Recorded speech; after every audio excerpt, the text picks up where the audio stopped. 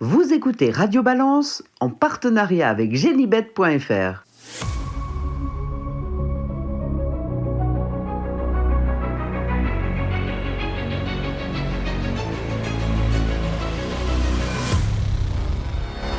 Bonjour, je suis Dominique Cordier, nous sommes tous réunis au Cardinal, 5 place de la Porte de Saint-Cloud, Paris 16e, pour un nouveau numéro de Radio Balance. Et ce numéro, ce sera avec vous, Gilles Barbarin. Oui, bonsoir Dominique, bonsoir à toutes et à tous. Il sera avec nous pour les pronostics, comme vous, Gilles Barbarin, du galop, on va en parler dans quelques instants. Et pour les actualités, Julien Philippon. Salut Julien. Bonsoir à tous. Le trot, ce sera avec Alexandre de Koopman. Vous interviendrez, Samy Boisa, à la réalisation pour les pronostics du galop notamment. On retrouvera notre invité dans quelques instants, tout de suite pratiquement, Benjamin Goetz, l'homme d'Emeraude de Bay. Il l'entraîne et elle sera l'une des concurrentes en vue du prix Kerjak. C'est le Super Top 5 de ce samedi sur l'hippodrome de Vincennes. On parle de Super Top 5 parce qu'on salue nos partenaires Genibet. Et n'oubliez pas d'ouvrir un compte sur Genibet avec ces 4 caractères, RB10 en majuscule, RB10 qui vous donne droit à un bonus supplémentaire de 10 €. Vous aidez ainsi Radio Balance. Autre invité, et cela dans la rubrique du bien-être animal qui est parrainé, du bien-être équin, parrainé par Equidarmor, c'est Dimitri Crespel qui nous parlera notamment des cravaches. On va en parler justement des cravaches en ouverture des actualités. Cela après avoir entendu Benjamin Goetz, l'entraîneur d'Emeraude de Bay. Genibet.fr, le meilleur du pari hippique en ligne sur Internet et mobile. Après cette présentation et avant de retrouver les actualités, Julien Philippon, Gilles Barbarin, j'ai le plaisir d'accueillir notre invité, Benjamin Goetz. Salut Benjamin. Bonjour à tous. Benjamin, vous le savez, c'est l'entraîneur d'Emeraude de Bay. On peut déjà dire que ce sera sans doute l'une des juments, sinon la jument de votre vie, la jument la plus rapide d'Europe. Un titre qu'elle a décroché, c'était l'année dernière lorsqu'elle se classait deuxième derrière Vernissage Griffe dans le Grand Critérium de vitesse de la Côte d'Azur, qu'elle a remporté cette année au nez à la barre de tous les favoris. Même si elle a un peu loupé son meeting d'hiver à Vincennes, elle a tout effacé en remportant brillamment ce Grand Critérium, Benjamin. Ben oui, j'ai pas grand-chose à dire, Dominique, de plus. Vous avez tout dit, c'est vraiment une jument exceptionnelle pour moi, pour nous, pour toute la famille. Un jument qui aura marqué sûrement notre histoire, si on n'en a pas d'autres derrière. J'espère en avoir d'autres, mais pour l'instant, voilà, c'est une jument plus qui est gentille, agréable, facile à entraîner, c'est que du bonheur. Alors elle a été achetée, c'est là où c'est drôle, bon, elle n'avait pas beaucoup de gains, elle a été achetée 23 501 € alors qu'elle restait sur 8 disqualifications parce qu'elle a tapé dans l'œil de l'un de ses copropriétaires. On parle de Franck Nivard qui n'a pas hésité à dire on peut peut-être en faire quelque chose de cette petite biquette. Voilà, c'est ça, c'est Franck qui a vu le potentiel de la jument, et puis après, moi j'ai fini le boulot derrière. Franck est associé avec Hervé Carlus, exactement, Gilles Hervé Carlus également, que vous avez bien connu, qui est entraîneur dans le sud-ouest notamment. Oui, bien sûr, Hervé oui, Carlus, tout à fait. Qui avait des chevaux de plat, entraîneur de plat. Jument facile à entraîner, pourtant on avait affaire à une jument qui était extrêmement fautive dans sa jeunesse. Qu'est-ce qui n'allait pas pour qu'elle ne termine pas ses parcours, Benjamin? Il y avait plein de choses. Elle avait une perte de confiance en elle. Elle avait mal à des endroits, sûrement par manque de confiance en elle aussi. Du coup, elle se mettait mal, elle se plaçait mal, elle prenait mal ses tournants. Du coup, elle se contractait d'un côté plus que l'autre. Du coup, après, ça s'enchaînait dans le mauvais, quoi. Tout s'est mal enchaîné pour elle. Après, elle a perdu le moral et voilà, tout s'est enchaîné comme ça. Une fois qu'on a trouvé les bons boutons, tout ça s'est revenu dans le sens inverse. Parce que c'est une jument comme Gilles Barbarin à ses têtes, elle a ses hippodromes, elle a gagné sur 5 courses différentes, pas un de plus. Vincennes, bien évidemment, Enghien, bien évidemment, Cagnes-sur-Mer, bien évidemment. Elle a ses parcours de prédilection, ses champs de course où elle se sent bien. Ouais, et puis c'est vrai que depuis le début, comme c'était une jument qui avait un manque de confiance en elle, on s'est efforcé à lui donner des parcours assez calmes et en venant finir. Elle avait toujours tendance pour finir à se relâcher et à tomber dans toutes les allures, elle se tenait pas. Et le fait de venir tout le temps de derrière depuis un bon nombre d'années maintenant lui a permis de gagner en confiance et puis en sécurité et de trouver en fait la tâche des courses plutôt facile, et c'est plutôt maintenant un amusement pour elle. Et Vincennes, elle y a été plein de fois en gagnant souvent. Elle est dans son jardin. Cagnes, c'est pareil, je l'emmenais souvent. Et c'est une jument que j'ai beaucoup emmenée aux courses régulièrement, tout le temps, même entre ses entre ces belles courses, elle va souvent travailler aux courses. C'est une jument qui se balade partout, qui est maintenant prête à aller partout et sans stress. Qu'est-ce qui n'a pas fonctionné cet hiver ? Son seul titre de qu'est-ce qui n'a pas fonctionné, tout est relatif. Elle s'est quand même classée 4e du Prix de France. Elle effaçait d'ailleurs à cette occasion-là tout ce qui s'était passé avant. On note une 2e place dans le Prix du Bourbonnais, mais on attendait quand même un peu mieux, et notamment dans le Prix d'Amérique. Qu'est-ce qui n'a pas fonctionné cet hiver ? Ouais, dans le Prix d'Amérique, on a pas eu la bonne course ce jour-là. Voilà, ça arrive. Ça arrive. On s'est retrouvé là trop tôt à la corde, derrière des mauvais chevaux, et on a reculé tout le parcours. Voilà, à chaque fois, les deux Prix d'Amérique, elle a couru sans réellement de chance, malheureusement, avec des parcours exécrables. C'est un peu le hic pour elle, c'est ce qui est dommage pour nous un petit peu, mais voilà, le critère de vitesse nous a remis bien en gagnant son groupe 1, mais c'est vrai que c'était assez dur à avaler ces 2 Prix d'Amérique quand même. Pour vous, ça, je disais, jument la plus rapide d'Europe, pour vous, sa prédilection, ça reste la vitesse. Elle a gagné à Agen, notamment le Grand Prix du Sud-Ouest, du Sud-Ouest. Corde à droite sur 2005. Pour vous, c'est une spécialiste de l'auto et de la vitesse ? C'est surtout une jument qui aime bien qu'il n'y ait pas d'à-coups et que ça roule tout le temps. Donc sur des parcours de vitesse, il y a moins d'à-coups. C'est pour ça qu'elle peut s'exprimer totalement. C'est une jument qui n'a pas peur du rythme. Au contraire, plus il y a du rythme, meilleure elle est. Et elle n'aime pas les à-coups. Voilà. Alors les à-coups, je ne vais pas vous garantir qu'il n'y en aura pas ce samedi où elle dispute le prix Kerjak, pour le coup sur une longue distance. On est sur 2850 mètres. Vous voyez les choses comment avec elle ? Ouais, c'est possible. Faut voir comment ça se danse, comment tout le monde est motivé. Si des gens sont énervés ou pas, j'espère qu'il y aura des énervés. Ça va nous aider. Le coup de la cravache, on en a parlé, on va en parler dans les actus avec notamment Gilles et Julien. Est-ce que c'est une jument qui a besoin d'être sollicitée par son driver ? Elle, ça la dérange pas. Elle a même jamais eu de débouche-oreille, d'ailleurs qui descendent de sa vie. C'est pas une jument, elle se donne à fond, elle n'a pas besoin de ça. Et même quand on lui a essayé une fois, elle est partie pleine charge au galop.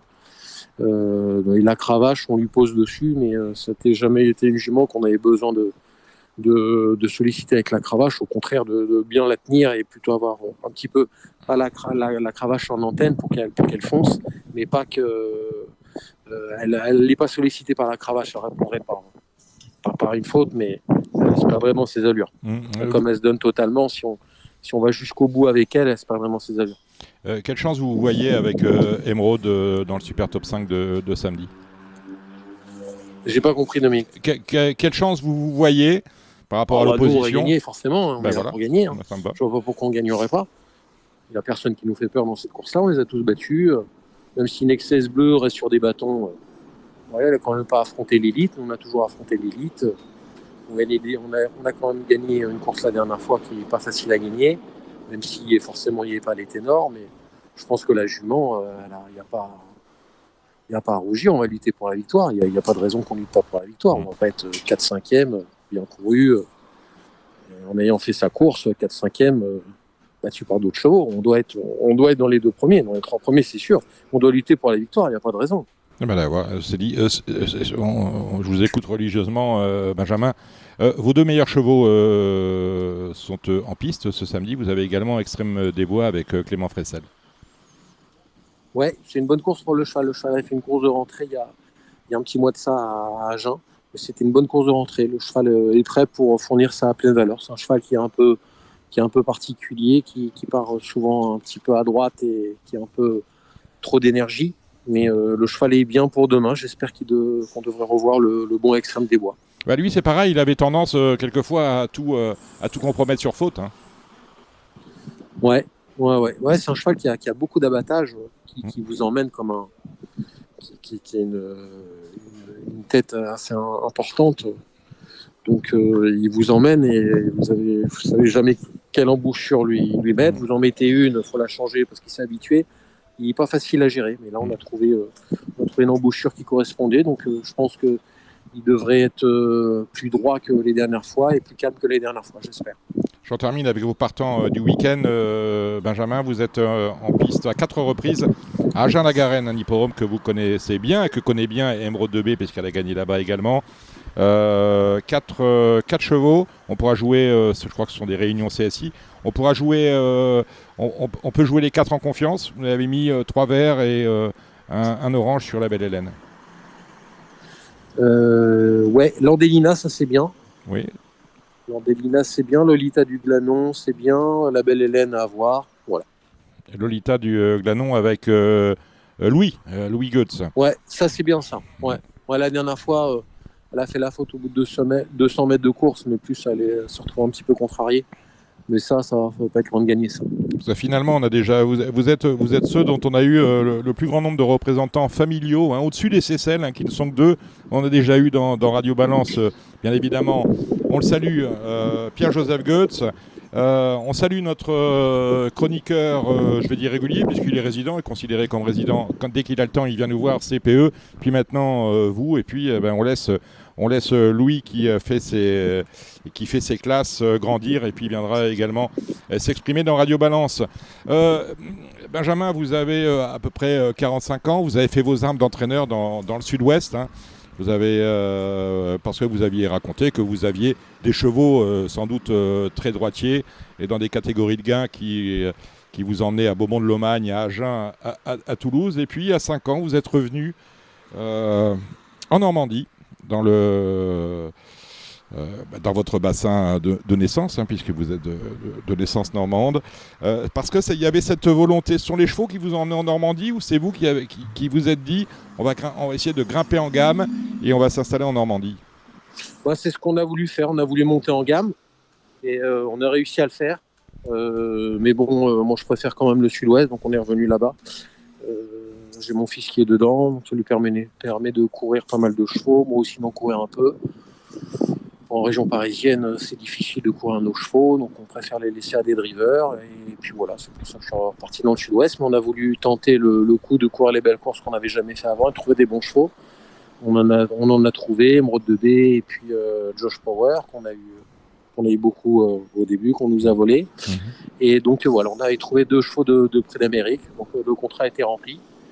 Et voilà, maintenant je suis reparti dans le sud-ouest. On a gardé l'antenne en Normandie, mais la principale activité dans le sud-ouest. Principale activité dans le sud-ouest. On est monté en gamme, je l'ai dit. Vos 2 meilleurs chevaux aujourd'hui, c'est Émeraude de Baie et Extrême des Bois. On a peu de chevaux quand même dans l'écurie. C'est un choix que d'avoir. Je crois que vous avez, on n'a pas les poulains sur le site du trot, mais vous avez une trentaine de chevaux prêts à courir.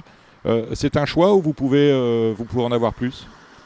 Non, c'est un choix. Maintenant, c'est compliqué. Le personnel, c'est compliqué. On ne peut pas se dépasser partout. Il faut être partout, donc il faut être présent partout. Si on veut bien faire les choses, il faut en avoir moins. J'ai essayé d'en avoir beaucoup à une époque. On a gagné beaucoup de courses, mais c'était compliqué. Il faut que tout le monde s'entende bien. Il faut que les salariés s'entendent bien. C'est un peu un travail de fou. Tous les jours, on partait avec 6-7 partants. C'est un peu un travail de bagnard. Donc, j'ai préféré réduire l'activité, réduire le nombre de chevaux et voilà, pouvoir bien s'en occuper, moi, mon fils et tous mes enfants, Robin et Charles Bouvier. Vos espoirs dans l'écurie, les émeraudes et les extrêmes de demain sont qui? Ça, c'est pas facile. Non. On n'a pas beaucoup des comme ça. Mais il y a des L qui avancent. Il y a des L Lexington du Bourg, c'est un bon cheval. La jument, la Landelina, une Bocard de Cime, proche parent de Kiss Melody. Ça, c'est bien, ça qui court dimanche à Agen. Parce que ça, c'est des chevaux qui te feraient faire parler d'eux. Voilà. Puis un petit peu d'élevage aussi, qui est mis en valeur avec notre étalon Joyner Sport qui reproduit bien. Joyner Sport qui reproduit bien. Mais c'est le mot de la fin. Merci Benjamin Goetz d'avoir fait ce petit passage par Radio Balance. Bon vent et ne changez rien. Genibet.fr, le meilleur du pari hippique en ligne sur Internet et mobile. Eh bien après Benjamin Goetz, les actualités, c'est avec Julien Philippon, Gilles Barbarin. Tout d'abord, l'actualité qui porte bien son nom, c'est un vent de fronde à Vincennes. En ce moment, ce vendredi soir, des drivers qui refusent de s'exprimer auprès des journalistes. On a appris en début d'après-midi qu'Éric Raffin ne parlerait plus à la presse. Pourquoi à la presse? Alors j'ai laissé un message à Éric qui m'a rappelé. Il m'a dit, écoute, on nous interdit, on ne s'exprime pas parce qu'on empêche désormais à nos chevaux de nous exprimer. C'est le leitmotiv de ce soir. En cause, vous le savez, la nouvelle législation qui concerne les cravaches, législation qui est officielle depuis le 1er avril. Il est interdit désormais aux courses au trot de cravacher les chevaux. Il y a eu une dizaine de sanctions prononcées hier jeudi dans la réunion de Mokanchi, dont un driver, Guillermo Roig Balaguer, qui a mis 9 coups de cravache Alors, il ne s'agit pas comme au galop, parce qu'au galop, on a le droit à combien, Gilles Barbarin? Combien de coups de Je cravache? crois que c'est 4. On a le droit à 4. Mais à 9, t'es 4 et le distancé. distancement, Ah, bah voilà, ouais. le distancement Ouais, mais là, au trot, c'est pas intervient 4. à partir du 9e. Oui, à 4, c'est pas à 4 au trot, c'est 0 désormais. Hein, la cravache, c'est juste un ustensile. Vous irez écouter justement l'avis de l'entraîneur du Sud-Ouest, Dimitri Crespel, à ce sujet dans la rubrique Équid'Armor. En tout cas, affaire à suivre, des sanctions qui tombent, une campagne de communication qui a séduit le grand public, parce que dès le moment où vous dites qu'on interdit les cravaches, on a vu plein d'articles partout, de tous les côtés, sur l'interdiction des cravaches, comme si avant, les entraîneurs de chevaux et les drivers, c'était des tortionnaires qui passaient leur temps à fouetter leurs chevaux. Ce vendredi soir, on a pour la 3e fois 26 minutes consacrées aux courses hippiques dans l'équipe. Alors, il y a une grande surprise sur... je ne sais pas si Julien a regardé le programme de l'équipe en Je replay. ne l'ai pas regardé encore. Mais Bon. Voilà, vous ne donnerez pas votre avis, vous me le donnerez peut-être la semaine prochaine. Je ne sais pas si Gilles, par curiosité, vous êtes allé voir ce qui se faisait de ce côté-là. Non, pas C'est du en tout. replay hein, sur le... Non, je sais qu'on n'aura l'application. aucune course sur galop qui bénéficiera. Ça, vous l'avez dit. On Oui, a je le 52 redis, mais ça quintés, va, oui, 52 voilà. super top 5 dans l'année le vendredi soir. Bien évidemment, ce ne sont pas les plus belles courses de la semaine le vendredi, comme c'est d'ailleurs le cas le lundi.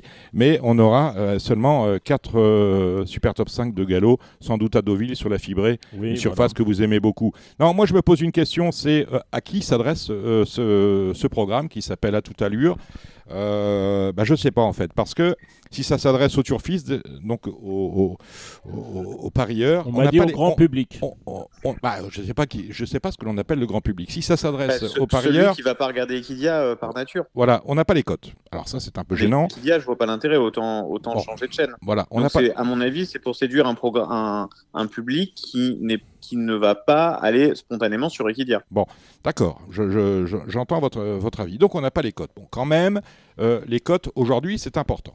C'est important parce que la cote, elle permet de savoir à quelle course on a affaire. La cote, dans tous les sports, la cote est importante. Voilà, puisque partons du principe que l'hippisme est un sport. Dans tous les sports, la cote est importante. Dans un match de foot, la cote vous permet d'y voir plus clair. Quand vous ne savez pas qui est favori, allez voir la cote, vous savez un peu si c'est l'équipe A, l'équipe B ou si c'est le nul. Ça vous permet de cerner la dimension sportive de la partie, du match, de la rencontre que vous allez pouvoir voir. La cote, à mon avis, c'est quelque chose d'universel. Vous voyez, il y aura mercredi, je crois que c'est mercredi soir, Paris-Aston Villa, que vous jouiez Paris en France ou Paris à Hong Kong, vous aurez la même cote. On ne va pas vous donner plus à Hong Kong sous prétexte qu'on est loin de Paris. C'est universel, c'est une donnée universelle. Et là, à l'équipe, on nous dit, j'ai posé la question parce que pourquoi pas les cotes sur un programme dédié à la couverture d'un quintet qui occupe quand même 60% de l'émission. On me dit, ben oui, mais à l'équipe, réponse officielle, nous traitons le hippisme comme un sport et uniquement un sport. Nous ne mettons pas les cotes sur le biathlon ou le tennis, par exemple, quand nous le traitons. À bientôt, ok, j'entends bien. Mais les cotes, ça fait quand même partie du métier. Alors là où c'est gênant, c'est qu'on a quand même affaire à un programme que l'on paye. C'est-à-dire que l'institution des courses, via le Trot, via France Gallo, via le PMU, paye. Donc qu'on paye des choses pour les tronquer, je pense que c'est un mauvais pari quelque part. Donc on ne parle pas au public turfiste. On me dit, on parle aux sportifs. Mais bon, nos sportifs à nous, c'est pas les drivers, c'est bien les chevaux. D'accord? Donc, quand vous regardez l'émission, on met en avant les drivers. Alors que les premiers sportifs... Sans compter que le but de réapparaître sur une chaîne plus généraliste, si on essaye d'aller plus loin dans la réflexion, c'est de dire qu'on est sorti de l'audimat grand public en étant que sur Equidia. Mais la finalité de tout ça, j'imagine que c'est quand même d'essayer de ramener des gens, au mieux vers le sport, pourquoi pas, mais c'est quand même de les ramener vers le pari hippique, sinon je vois pas l'intérêt. Voilà, donc c'est ce que je vous dis, c'est un ovni, on ne sait pas à qui ça parle. Je ne sais pas aujourd'hui à qui ça parle, Samy Boisard. On peut se mettre en avant le côté sportif pour le quintet le Super Top 5 du vendredi. C'est un autre débat. Voilà. Bon. Alors, numéro 1. Non mais ça, à mon avis, c'est pour une raison particulière. Je pense que ce créneau-là s'est ouvert sur défection d'autres choses. On a un moment proposé ce créneau-là aux courses, c'était à prendre ou à laisser. Donc je pense qu'en prime time, vous n'avez pas 50 000 chaînes qui aujourd'hui veulent bien accueillir les courses. Je pense que ça a été plus une opportunité qu'il a fallu saisir à l'instant, plutôt que on nous a pas. Je pense que vous avez bien compris qu'aujourd'hui, il n'y a pas de chaîne qui ouvre grand les bras aux courses en disant venez, c'est formidable, on va même vous payer pour retransmettre vos courses. Donc quand on nous propose une opportunité, j'ai l'impression qu'on a plutôt tendance à la saisir plutôt que à laisser passer notre tour. Oui, mais Julien, s'ils veulent parler du côté sportif, autant parler de la réunion de Longchamp dimanche, parler de... Oui, non, mais je veux dire, c'est que le créneau de Longchamp, personne ne veut le donner le dimanche. Oui, mais, non, mais le faire dans l'émission... Dès le vendredi soir, on pourrait parler de... Oui, je pense que... comme je vais pas parler de ce que j'ai pas vu, donc je vais quand même aller voir le programme, parce que je savais pas qu'il était en replay, donc je vais aller voir le programme. Moi, personnellement, je trouve que c'est quand même plutôt une bonne idée d'essayer d'aller conquérir, comme je vous dis, pas le public du PMU et pas le public qu'on va trouver sur Equidia, puisque cette chaîne existe déjà et qu'il n'y a pas besoin. Ça, l'idée me plaît. Mais c'est bien, à mon avis, le seul et unique but, c'est de convertir ce public-là. Or, avoir honte des cotes, qui peut être une donnée, même pour une chaîne grand public, c'est quelque part renier ce que nous sommes. En fait, aujourd'hui, qu'est-ce qu'on cherche ? On cherche des ressources. Les ressources viennent bien par le pari. Donc l'idée, c'est de trouver, on est passé de 6 millions de clients à 3 millions de clients. L'idée, c'est de retrouver des clients, qu'on n'en fasse pas l'axe principal d'une autre chaîne qui soit pas Equidia, pourquoi pas, mais quand même qu'il y ait cet indicateur qui, comme vous le dites assez justement, effectivement, les gens qui regardent le biathlon ne regardent pas dans le prisme du pari. Aujourd'hui, les courses ne vivent que par le pari. Donc, appelons un chat un chat. Ce qu'on a besoin de regagner, c'est des parieurs. Les mêmes qui vous disent c'est un sport donc on ne parle pas de cotes, sont l'équipe en l'occurrence. Ce sont les mêmes qui, lorsque vous regardez les écrans publicitaires de l'équipe, vous n'avez que des opérateurs de jeu. Hein. Vous avez Betclic, vous avez TheBet, vous avez Unibet, vous avez tous les grands opérateurs de jeu sont les principaux annonceurs de la chaîne L'équipe. Donc je trouve ça un peu fort de café. Vous irez voir Julien, on en reparlera ces prochaines semaines. Le numéro 1, c'était on avait eu parce que on parlait de la parité. Le troisième numéro aujourd'hui, je pense. Oui, exactement. On parlait de la parité avec Gilles Barbarin. La parité, on ne l'a peut-être pas en nombre de quintés, mais on essaie de l'avoir un peu sur l'écran, parce qu'on a eu au numéro 1, on nous a fait un beau reportage sur Luis Fernandez.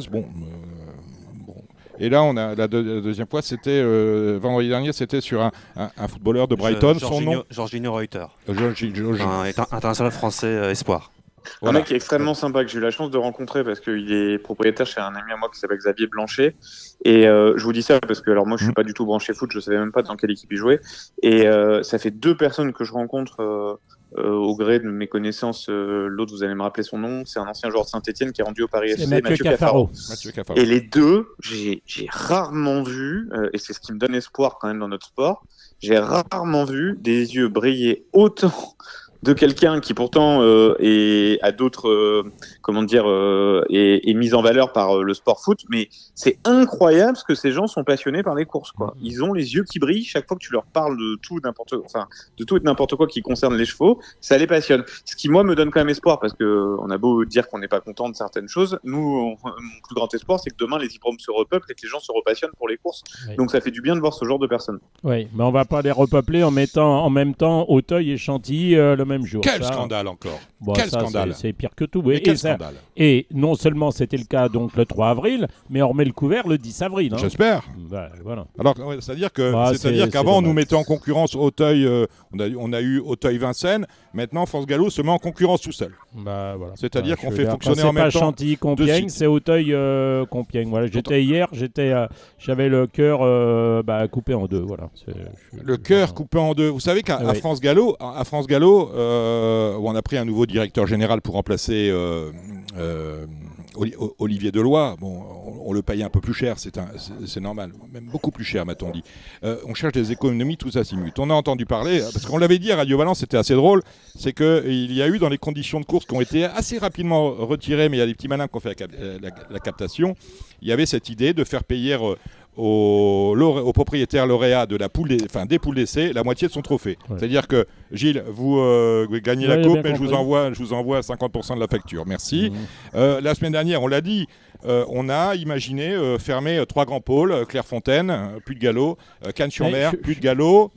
On avait Vichy Cagnes, aussi, ça a Marseille, été. non, c'était ça Vichy, on avait dit plus de galop non plus. Donc on laisse ces hippodromes là ouverts et puis les trotteurs paieront les frais. Bon, Et c'est alors, assez bizarre. Qui fait l'étude du maillage des hippodromes et des centres d'entraînement? Qui Je sais pas. qui Ah oui, travaille mais c'est vrai, là-dessus? ça, j'ai vu Je ça, l'ai vu oui. dans le conseil d'administration. Exactement. Donc il y a une prochaine réunion, je crois Oui. que c'est le mois prochain. Oui. Donc je voudrais savoir qui est chargé de voilà. Et je crains le pire. Hein. Je crains le pire. Hein. Et alors, je vous parlais des économies, donc c'est cette piste qui consiste à fermer des sites, éventuellement. Et puis, j'ai entendu parler d'une mesure d'économie qui consisterait, via Equidia, à ne plus filmer l'entrée des chevaux dans les boîtes. Parce que ça ne sert à rien, ça occupe 2-3 minutes, on pourrait éventuellement mieux faire marcher la machine à cash en envoyant les gens au guichet. C'est vrai que c'est énervant, Gilles, de regarder les chevaux entrer dans les boîtes. Hein. Est-ce que c'est important ? Oui, enfin tout est important. Moi j'aime bien voir les chevaux. De toute façon, l'important c'est de voir les chevaux. Voilà. Donc que ce soit au rond de présentation. Et je redis encore bravo, depuis que les chevaux tournent de plus en plus longtemps au rond de présentation, ça permet aux gens derrière d'aller jouer plus facilement. Vous les regardez tourner 3, 4, 5 fois. Vous n'avez pas besoin que les jockeys soient en selle pour aller faire vos paris. Vous pouvez les regarder au canter. Ça c'est une bonne chose. Autre bonne chose, les chasubles. Obligatoire maintenant sur tous les voilà. Oui. Alors à condition qu'on voit bien les numéros, Oui. mais c'est parfait. Voilà. Je dis, ça va dans le bon sens. Et dans le bon sens hier à Auteuil, puisque j'étais à Auteuil et non pas à Chantilly. En fait, je cherchais, j'aime bien voir les chevaux rentrer, rentrer de la piste et se diriger vers les balances. Bon, j'ai été trompé les 2 premières. J'ai dit mais où sont passés les chevaux? En fait, ils sont passés devant les tribunes. En fait, ils faisaient un essai sur les 3 premières. Ils sont rentrés par là où ils sortent. De façon à gagner du temps pour voir le rouge au partant, le rouge au rapport et compagnie, pour que les jockeys soient pesés plus. Alors si on gagne du temps, pourquoi pas. Ouais. La seule chose, c'est que, vous imaginez le nombre de repassages que vous faites à l'endroit où passent les chevaux, en termes d'abîmer la piste. Bien sûr. Ça me paraît pas être une grande idée. Il doit y avoir quand même plus intelligent que ça à faire, à mon avis, que de repasser à toutes les courses, tout le peloton, retrotter et refouler la piste, surtout quand elle va être bien souple en fin d'année. Je pense que c'est quand même pas la meilleure idée qu'on puisse avoir comme ça intuitivement. Alors, dernière chose, et après je me tais, je vous laisse la parole. Non, mais je veux dire, je suis content de voir du gazon. Oui. On a vu du gazon hier. Alors, attention, pas pour les chiens. Les chiens, c'est la PSF. Les petites valeurs, c'est la PSF. Vous avez le droit de faire la recette, mais surtout, allez bien sur la piste de Chantilly, 16 partants, le loto en tout genre. Si vous avez un cheval... Julien a abordé le sujet tout à l'heure en disant si vous avez un numéro dans les stalles de départ en dehors, mais que vous avez un cheval qui avance, c'est pas trop un problème à Chantilly. Si vous avez un numéro à l'extérieur avec un cheval qui doit attendre d'être caché, là, vous pouvez repasser votre tour en attendant la semaine d'après, peut-être. Voilà. Mais en tout cas, le gazon, c'est fait pour les 3 ans, c'est fait pour les top 5, les deuxièmes épreuves, et très peu pour les chevaux moyens, d'ailleurs, de la PSF. On va en bouffer encore jusqu'à mi-mai à Chantilly. Et là, mardi, on s'en tape 4 ou 5 épreuves, 1900 mètres, et vous irez dans les écuries voir les chevaux tousser. Bon entendeur, salut. Voilà, vous êtes d'accord avec ça, Julien? Non, je trouve assez injuste. Alors, je partage la moitié du point de vue, c'est-à-dire dire que pour moi, à partir du 1er mars, on devrait s'interdire de faire de la PSF. On a toujours vécu sans. Je suis inquiet, je reviens un peu sur votre propos, parce que chaque fois qu'on parle de fermer un hippodrome, j'ai presque envie de vous dire, je comprendrais l'idée économique, mais ne rentre jamais en critère le côté...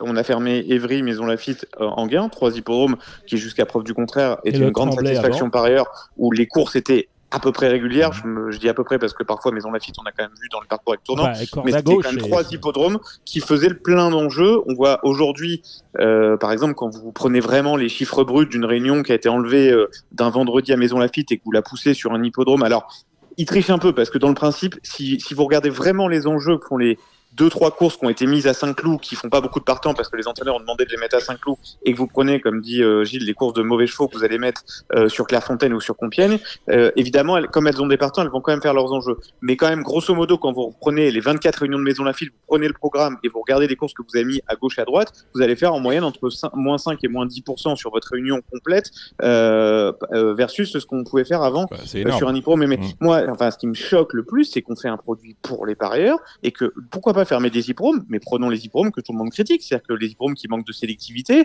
les hippodromes où tout le monde se plaint qu'avec un mauvais numéro, vous n'avez aucune chance, et gardons en place les pistes sélectives. Par exemple, Vichy, c'est une piste qui convient à peu près à tout le monde. En plus, elle a l'avantage d'être éclairée. On pourrait très bien dire que même Vichy, on y court un petit peu plus tard. On pourrait très bien courir 3 réunions en octobre et 3 réunions en avril.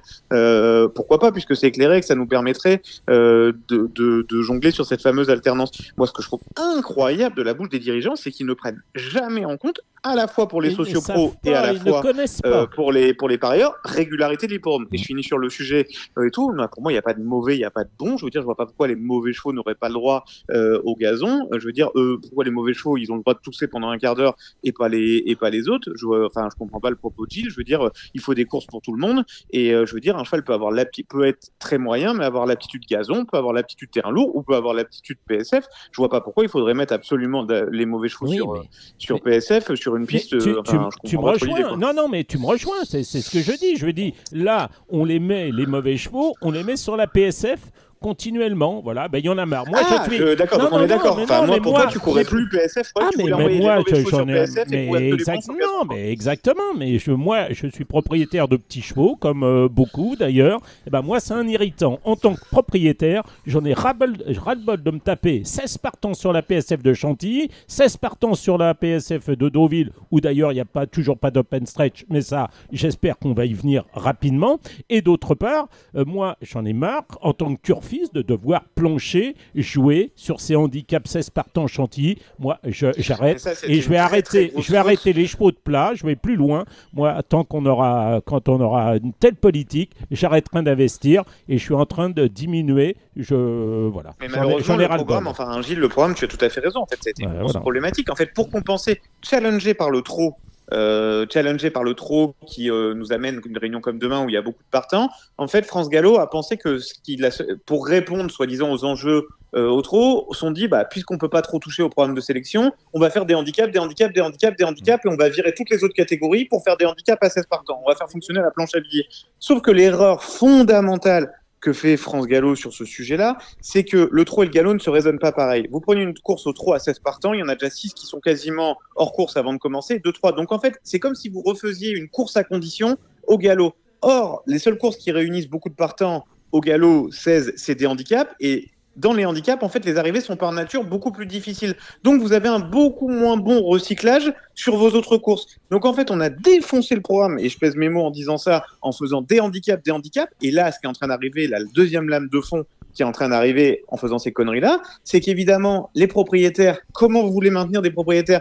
Un cheval au trot, ça coûte à peu près 1000, 1200, 1300 balles. Un cheval au galop, ça revient quasiment à 2500 ou 3000. Votre entraîneur, il vous engage un cheval dans un handicap à 16 partants, il fait une course de rentrée, il est donné 14e dans le journal, il finit 14e le premier coup, vous lui dites ok, il fait une course de rentrée, il recourt 3 semaines après, handicap à 16 partants, il est donné 12e dans le journal, il finit 13e, et là vous lui dites mais t'es un bon à rien, moi j'enlève le cheval. Faire des courses à 16 partants, handicap, c'est ultra sclérosant. Alors tant que vous n'êtes pas à votre poids, vous n'avez pas de chance, et ensuite, par miracle, quand vous en gagnez une, et que d'un seul coup, parce que le cheval est en forme, comme dit souvent Gilles, il y a un doublé de handicap, si vous avez le malheur de gagner 2 handicaps, le seul but que vous avez, c'est d'attendre un an, de faire l'andouille pour rebaisser au poids. Et en fait, on croit faire du bien aux courses en disant on améliore la moyenne de partants, on sauve les miches de l'obstacle en essayant de foutre, parce qu'en obstacle, ils font aucun effort, ils n'ont pas augmenté du tout le nombre de handicaps, enfin pas du tout en proportion, parce que le plat a augmenté depuis 5 ans. On essaie de leur sauver les miches en faisant nous le chiffre d'affaires, mais la deuxième lame de fond, c'est qu'on dégoûte à un point les propriétaires qui, eux, ont envie de courir dans des courses. Aujourd'hui, l'entraîneur et le propriétaire français, ce qu'ils veulent, c'est engager dans une course où, un coup sur 2, ils se voient une chance d'être dans les 5 premiers, parce que malheureusement, il faut rentabiliser la boutique, et quand vous courez pour rien pendant durablement, comme on peut plus ou moins, entre guillemets, le faire au trot, parce que le prix de pension d'un cheval au trot est beaucoup moindre, ça s'entend plus au galop. Donc en fait, on est en train de perdre des tonnes de propriétaires à faire des tonnes de handicap, et en plus, c'est un très mauvais calcul, parce que le recyclage étant mauvais, les gens ne peuvent pas aller au bout des réunions qui sont polluées par autant de handicap et d'arrivées indéchiffrables. Gilles Barbara. Alors moi, je vais prendre un exemple très simple. J'ai un cheval qui s'appelle Letis Marvel, qui est un vrai bon cheval, de handicap ou de course à condition. Malheureusement, il n'en a pas beaucoup à courir, et le traitement des courses à condition par le handicapeur, je commence à plus le comprendre. Je croyais avoir cerné le problème et je ne l'ai pas cerné. C'est un cheval qui donc court les handicaps. avec des chances théoriques. Ça se passe jamais bien, soit par la place à la corde, soit par le parcours, parce que c'est un cheval qui a tendance, qui attend. Ce cheval-là, il a dû prendre 15 000, 16 000 ou 17 000 en 14 ou 15 mois. Moi, j'en peux plus. Le pauvre, je voudrais qu'il termine sur une victoire et j'arrête les frais. Voilà, c'est insupportable. Et quand vous regardez des réunions comme insupportable. aujourd'hui, c'est des réunions parfaites au galop. D'ailleurs, vous regarderez, je pense qu'on a fait plutôt un bon chiffre par rapport à ce qu'on avait ces derniers temps. C'est-à-dire que vous avez 3 ou 4 médaines, une belle course à condition, un réclamé et 2 handicaps, ou 3 handicaps à la fin de la journée, parce qu'il faut quand même être très équilibré dans le programme. Et là, je trouve que vous comblez à peu près à la fois les joueurs, à la fois les propriétaires. Je pense qu'aujourd'hui, c'est une réunion type à Saint-Cloud. On devrait avoir quasiment que des programmes comme ça, quoi. 3 handicaps maximum, 3 médaines, 2 courses à condition et un réclamé. Et ça irait très bien comme ça. Et avec des courses régulières, il n'y a pas eu de malchanceux aujourd'hui. Tout le monde a pu s'exprimer. On n'est pas là à dire « Oh, je suis trop loin dans le parcours, j'ai un mauvais numéro dans les stades de départ ». Non, c'était une vraie réunion. Au-delà de 30% de handicap en France en place, c'est une erreur enfin pour moi, c'est une erreur parce que ça paraît séduisant sur le papier pour faire fonctionner la planche à oseille, mais à la fin, ça fera beaucoup plus de déçus à la fois chez les joueurs et chez les propriétaires qu'on ne le pense. Exactement, je suis complètement d'accord. Très honnêtement, je suis un peu joueur, peut-être pas sur les handicaps, mais quand je vois un programme avec un handicap divisé 5 fois, je vais pas. Mais là, ils sont 77 encore pour mardi. Mais je vais pas au fond des choses, ça me fait 4 épreuves.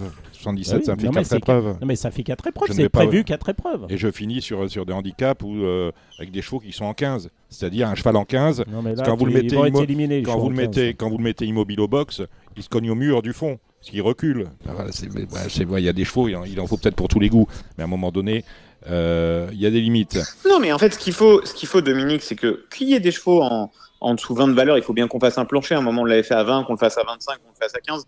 Qu'il y ait des petits chevaux, c'est une chose. Mais en fait, aujourd'hui, le rêve pour un propriétaire en France, à part quand vous avez des gros moyens et vous pouvez acheter des bons chevaux aux ventes en mettant un peu d'argent. Mais le rêve, en fait, en France, là où vous avez un programme de rêve, c'est si vous avez un cheval en 20 de valeur qui vaut à peu près 25 pour une raison X ou Y, vous l'avez vraiment descendu, qui se monte là tout de suite parce que pour la plupart des hippodromes, vous ne pouvez plus revenir. Donc dès que vous avez les attentifs, vous pouvez déjà les mettre au panier 3 fois sur 4. Ils n'ont aucune chance, quel que soit l'hippodrome sur lequel vous courez.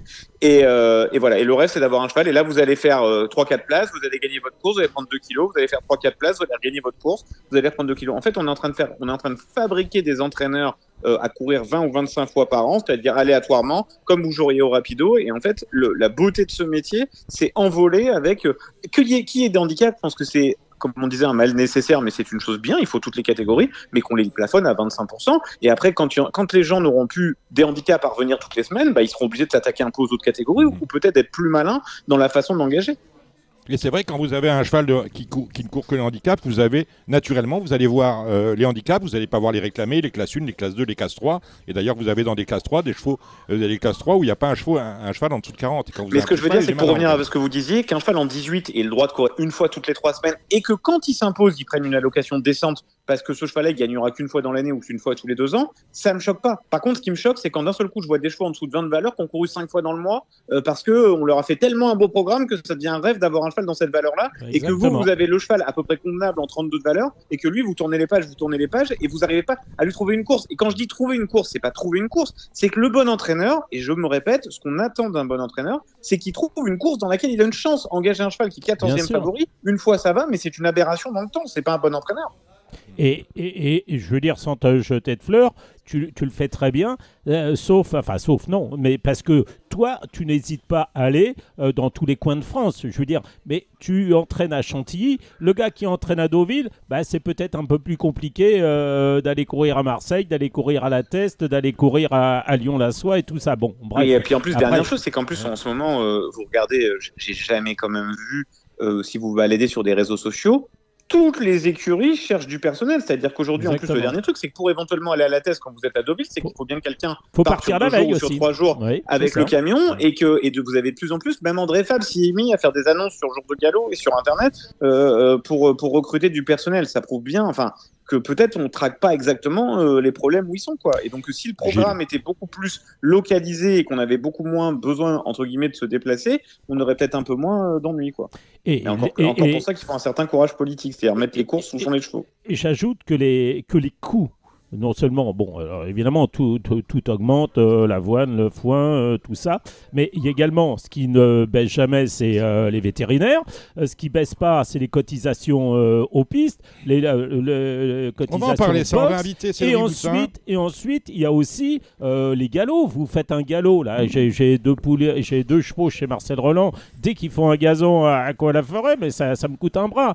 Tu vas à Deauville, tu fais un galop, c'est 204, je crois. C'est 204 c'est 45 hors taxe. sur tous les galops normaux et 205 en galop spécial, un truc particulière si en t'as galop pas, spécial. Si t'as pas 500, 600 en moyenne sur ton compte France Gallo, t'es débiteur et là t'as la police qui moi je comprends, alors je suis solidaire du fait, et pour autant je suis pas d'accord avec les politiques qui ont été menées ces dernières années, mais je suis solidaire du fait que ces courses vont pas très bien en ce moment et qu'on peut pas inventer de l'argent, mais je me répète, je trouverais beaucoup plus honnête de baisser les allocations de 3, de 5, de 10% que de sans arrêt augmenter tout ce qui coûte autour, et j'appelle ça du racket. Pour moi, c'est du racket, tout ce qui est engagement, piste, frais de bouffe, ou au lieu de faire la bière à prix coûtant, le plat, comme tu demandais, à un prix défiant toute concurrence. Je suis encore arrivé cette semaine. Alors, à Chantilly, le panoramique, il est très bien, on y mange très bien, mais ils ont fait au salon des propriétaires, et j'ai vu les prix, c'est hors de prix, quoi. Donc, c'est quand même très dommage, quoi. Très dommage. On ne fait pas grand-chose pour attirer les gens à venir aux courses, quoi.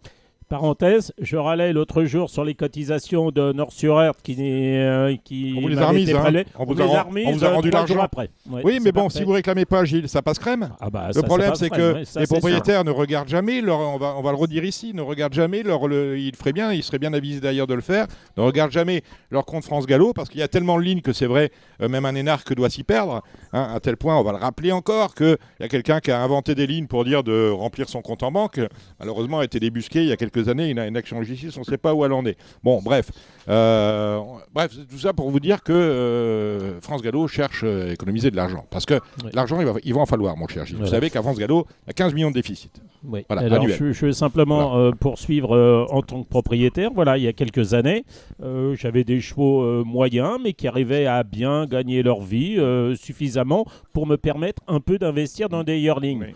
Maintenant, c'est plus le cas. Là, je suis obligé de sortir. Alors, tu me diras, tu n'es pas obligé d'avoir des chevaux moyens comme je les ai, ou j'ai des mauvais entraîneurs, ou alors des mauvais parcours. Enfin, j'en sais rien. Ou alors, le handicapeur donne pas... Peut-être que c'est un peu tout ça, c'est peut-être un peu tout cela, mais je veux dire, je n'ai plus la possibilité maintenant d'investir dans les jeunes parce que les vieux ne font pas bouillir la marmite. Voilà. Mais, donc, je suis un peu dégoûté. Si moi, je suis dégoûté, à mon avis, il y en a beaucoup d'autres qui doivent l'être aussi. Voilà. Est-ce que vous avez lu, Julien Philippon, l'interview donnée à Paris Turf par la directrice de l'Association nationale des jeux ?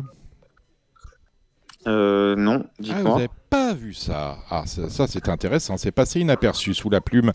Alors, si vous ne l'avez pas lu, je vais vous l'envoyer. On aurait peut-être dû en parler, mais bon... dites-nous.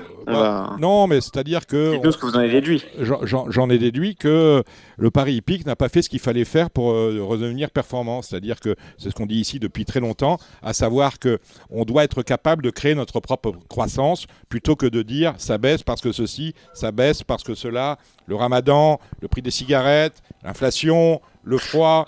Le chaud. Non, mais surtout que c'est neutralisé. Ça, c'est des effets, quand je travaille à l'optimisation, qui sont au moment du budget parfaitement neutralisés. Alors, il peut y avoir une surprise. Bien sûr. Les JO, c'est tous les 4 ans. Il y a un impact qui est difficilement on a quand même fait une connerie sans nom. Il peut vous arriver effectivement d'avoir raté. Voilà. Mais par exemple, le ramadan, on sait qu'on fait grosso modo moins 15 les 15 premiers jours, moins 10 les 15 jours qui suivent. C'est parfaitement identifié, neutralisé. Quand le PMU délivre son budget, il y a pas. On sait que pendant le ramadan, il y a une baisse des enjeux. C'est pas nouveau. Non, je suis bien d'accord avec vous. Alors, ça fait partie c'est neutralisé dans le budget. Alors, là, on va parler de l'économie. On est à moins 5,2. Ça s'est plutôt mieux passé cette semaine. Pour le coup, l'Aïd el-Fitr, c'était dimanche dernier, donc il n'y avait plus de ramadan. Ça s'est mieux passé cette semaine. Et on est donc à moins 5,2. Moins 5,2. Avec une perte sèche dans la caisse. Il manque par rapport à l'année dernière, qui n'était pas une année fantastique, 130 millions d'euros d'enjeux. Et quand vous dites on a moins de 5,2, c'est sur la semaine en cours ? Oui, on a la semaine fin du ramadan, elle a plutôt été bonne. Voilà. Mais ce que je veux dire, c'est que 5,2, c'est depuis le 1er janvier jusqu'à date. Ah oui, à date, oui. On est à moins 5,2. Moins 5,2. Alors, j'ai une naissance à vous. Je dois vous faire part d'une naissance, c'est celle de la société EMD Conseil. Il y a quand même un problème. C'est qu'on se dit au PMU, on n'a rien d'autre à faire que que de travailler sur le PMU, sur les jeux, essayer de faire du marketing, essayer d'imaginer des choses, mieux gérer sa boutique. EMD Conseil, c'est la société qu'a créée Emmanuel Malcaz-Doublé. En fin d'année dernière, les statuts ont été déposés au mois de décembre. Et c'est une société, tenez-vous bien, dont l'activité principale déclarée est la prestation de conseil en gestion, en organisation, stratégie, optimisation des performances. On n'oublie pas que l'année dernière, la directrice générale du PMU est entrée dans la gouvernance de Canal+.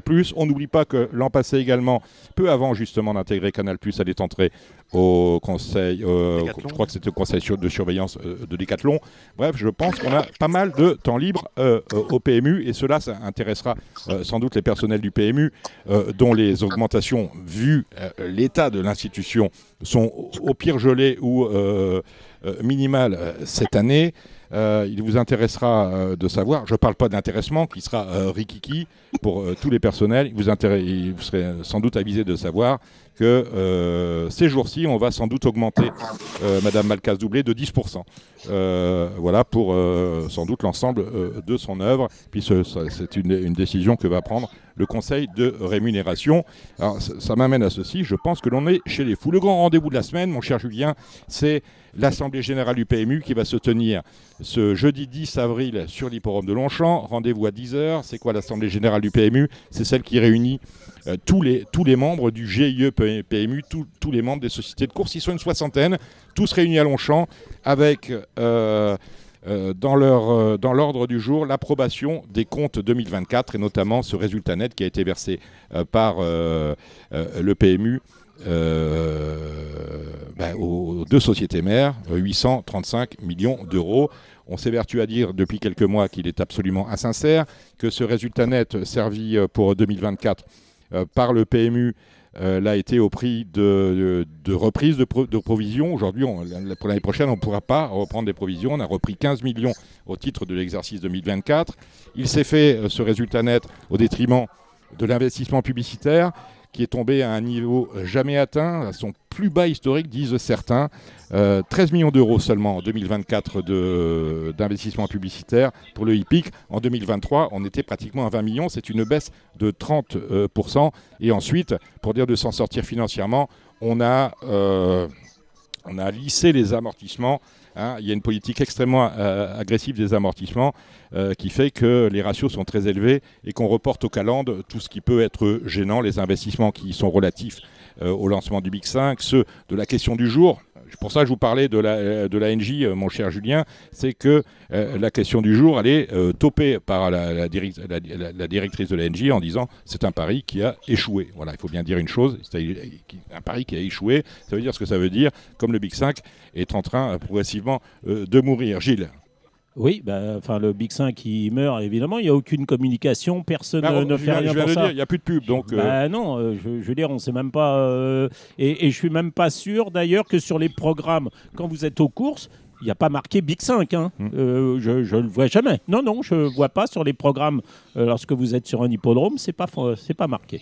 Donc les dépenses... De toute façon, pour revenir, la question du jour, quoi qu'il arrive, et j'étais le premier à y croire, je pensais que ça avait un peu son sens, pas sous la forme évidemment à laquelle l'ANJ l'a autorisé, parce qu'il faut quand même bien reconnaître que l'ANJ complique beaucoup les choses. Quand par exemple vous allez en Angleterre ou à Hong Kong ou en Allemagne et que vous avez un duel l'un contre l'autre, s'il y en a un qui finit 4e et l'autre 8e, on accepte. Là, on complique quand même drôlement les choses. Il faut que les deux soient dans les 3 premiers, ce qui n'est pas tout à fait audible pour le turfiste. Et ce qui aurait été marrant avec la question du jour, c'est pas d'en poser une dans la journée sur un obscur handicap, c'est que toutes les courses soient associées à un duel de 2 chevaux, à quelque chose qui fasse un peu monter la sauce. Encore une fois, l'ANJ, c'est bizarre ce qu'on peut faire dans d'autres pays. En France, nous, on est toujours mort de peur que y ait. Donc, ça n'a pas été très bien amené. Et le Big 5, par nature, on a beau le répéter, un jeu de masse où il peut y avoir très peu de gagnants, son seul intérêt, c'est de l'avoir là où la masse est le plus conséquente. À partir du moment où vous le mettez sur le net, qui représente que à peu près 12 ou 13% des parts de marché, vous le faites parce qu'aujourd'hui, malgré ce que fait le Big 5, vous augmentez par 7 ou 8 à peu près ses enjeux à 150. Parce qu'en plus, si demain le PMU fait 100K garantis, il va faire 70 ou 80 000 d'enjeux. Quand ils font 20K garantis, ils font à peu près 12, 13 000 ou 15 000 en plat. Ils sont pas loin de faire leurs 20K au trot parce qu'ils ont une clientèle beaucoup plus assidue au trot. Donc ça veut dire qu'en fait, si demain vous aviez une caisse à 100, 150 000, et puis vous avez vu, parfois quand il y a 2 outsiders, c'est très dur, donc vous pouviez avoir un gain de 150 000, le Big 5, il est tout à fait possible qu'il tienne. Mais comment vous voulez vendre un Big 5 où vous savez qu'au maximum vous allez toucher 20 000 euros et que vous allez vous emmerder à trouver 2 choix 20 contre 1, et que, ce qui équivaut à un gain de 50, 100 000 en probabilité, et vous savez qu'au maximum vous allez toucher 20 000. C'est comme si demain je vous disais on fait une cagnotte au quintet, mais je mets maximum 20 000 dans la cagnotte. Moi, si c'est que des favoris, ça peut aller, mais si demain tu as la chance de mettre 2 outsiders à 20 contre 1 en tête et que ton quintet il vaut 100 000 mais que tu vas toucher que 20 000 parce qu'il y a que 20 000 dans la caisse, c'est évidemment complètement déceptif et impossible. Alors, les choses vont mal, hein. Le chiffre d'affaires va mal, je viens de le dire.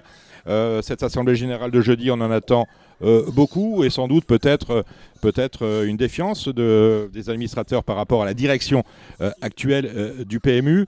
Ce qu'il faut avoir en tête, c'est que l'an passé, on avait mis beaucoup de temps avant de dire finalement, on ne va pas vous donner ce qu'on avait prévu. Je ne sais pas comment vous avez prévu. On attend juin, juillet, août pour dire on ne va pas servir le résultat net. Au Trot, par exemple, où ils avaient prévu d'augmenter les allocations, tous les 3 mois, ils étaient obligés de reporter l'augmentation des allocations avant de devoir dire à leurs sociaux, et c'est gênant quand tu promets quelque chose et que tu es obligé de dire je peux pas, parce que ça a été fait en toute bonne foi, puisqu'on avait des chiffres qui permettaient de dire on va pouvoir augmenter un peu les allocations, et finalement les allocations, elles n'ont jamais été augmentées. Et là, on nous a promis pour 2025 845 millions d'euros. Mais en réalité, Dominique, il faut quand même appeler un chat encore une fois. C'est hyper dur quand même de faire de deviner ce que les gens vont jouer. C'est comme moi, si demain je suis André Fab et le 1er janvier, à la louche près, je veux te dire, je vais faire 100, 150 gagnants, je vais faire X millions et pas X millions.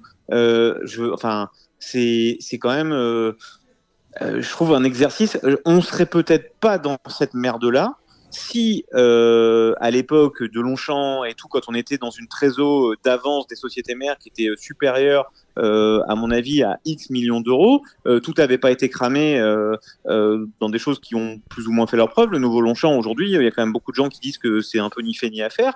Donc voilà, donc je veux dire, aujourd'hui, c'est quand même aussi les sociétés de course qui demandent au PMU de construire un budget au fil à plomb. Je veux dire, le PMU, quand la crise a réellement commencé en septembre 2023, parce que c'est à partir de là que vraiment les enjeux ont décroché quasiment quotidiennement, c'est quand même pas facile de faire un budget précis de deviner exactement à la louche près ce que vont jouer les gens en année X plus 1. Honnêtement, c'est pas simple, quoi. Oui, mais moi, j'ai pas fait de grandes études économiques, mais quand en 2024, je fais 835, 834, 835, et que ça va mal, et que pour mon budget 2025, je prévois de 845 millions, c'est-à-dire un résultat net supérieur de 10 millions d'euros, je veux dire... oui, c'est trop optimiste, selon vous. Il y a quand même un problème. Il y a quand même un problème. Le vrai chiffre, c'est quoi cette année ? C'est 810 millions d'euros. C'est-à-dire, par rapport au budget, il manque 35 millions d'euros. Ça veut dire que France Gallo, qui sont endémiquement à moins 15 de millions d'euros à l'année de déficit, ils vont passer à moins 30 ou à moins 40. Je veux dire, on ne va pas pouvoir embaucher de secrétaires généraux tout de suite. Faut quand même le savoir. Bon. Donc, c'est ça, c'est un peu la sincérité qu'on met en cause par rapport à ça. Je comprends. Et rien d'autre. Rien d'autre. Voilà. Et alors, c'est 810 millions d'euros, puisque on va le répéter encore ici, on fait plus souvent dans l'institution de politique que d'économique, c'est 810 millions d'euros, on vous les annoncera fin juin, début juillet. Voilà, il y a un point qui doit être fait fin avril, mais je pense qu'on va... Là, il semblerait que les dirigeants Trot et Gallo se sont fait surprendre par le PMU mi-année 2024. Là, a priori, tout le monde est bien conscient de la situation, donc il n'y aura pas de surprise. Je veux dire, ils ont eux-mêmes, le Trot n'a pas voté ce budget-là, le Gallo l'a voté à la condition d'un audit. Je veux dire, il n'y aura plus de surprise. On voit bien que déjà au Gallo, on est en train de traquer toutes les économies potentielles, donc plus personne n'est dû, plus personne ne croit en ce budget-là, et plus personne a... tout le monde a bien compris qu'on était sur une pente complètement glissante, et que, sauf miracle, parfois les miracles arrivent dans un sens, pourquoi ils ne vous arriveraient pas dans l'autre, mais qu'il n'y avait pas grand-chose qui était en place pour que de toute façon le score soit remonté. Ça, je pense que plus personne n'est pas au courant, parce que vu ce qu'on entend dans les coulisses, je pense qu'on est en train de traquer le moindre euro. On traque le moindre euro. Le moindre euro, on va aller le traquer maintenant avec Alexandre de Koopman, parce que c'est lui notre bienfaiteur. On joue au trot demain, c'est à Vincennes, avec de belles courses, dont un prix Kerjak. Si j'écoute Benjamin Goetz, qui ne se voit pas sortir des 2 premiers avec Emeraude de B, s'annonce passionnant. Merci Julien, merci Gilles, on vous retrouve après la séquence trot pour le galop. Bien sûr. Le bien-être équin sur Radio Balance, c'est important. Et pour Equidarmor aussi, ça compte. Equidarmor vous propose une gamme de produits performants et ceux de la firme irlandaise TRM. Soutien nutritionnel et nutrition de qualité optimale, soins et hygiène de vos installations, Equidarmor est là pour vous. Equidarmor pour le meilleur du cheval de course. Allez, rubrique bien-être du cheval avec Equidarmor. J'ai le plaisir d'accueillir Dimitri Crespel. Salut Dimitri. Bonjour tout le monde. Dimitri, ancien maréchal ferrant, champion de France des drivers amateurs, désormais entraîneur dans le Lot-et-Garonne. Et vous avez 2 coups de gueule à passer. Alors, il y en a un qui est très d'actualité parce qu'en ce moment, à Vincennes, où a lieu la nocturne, la semi-nocturne du vendredi soir, on va reparler après des nocturnes. Il y a une fronde des drivers, et notamment ceux du vestiaire du bas, qui refusent de s'exprimer sur les chances de leurs chevaux avec un mot d'ordre. Je vous le répète, j'avais déjà dit en préambule, on ne s'exprime plus puisque nos chevaux ne peuvent plus s'exprimer. On parle bien évidemment depuis de la cravache, depuis le 1er avril. On n'a plus le droit à un seul coup de cravache. La cravache devient un ustensile d'aide de manière à canaliser l'animal en cas de problème. Et c'est tout. On ne cravache plus le cheval. Et vous trouvez que l'information par rapport à cela a très mal diffusé. Et vous étiez, on en a parlé Dimitri, un peu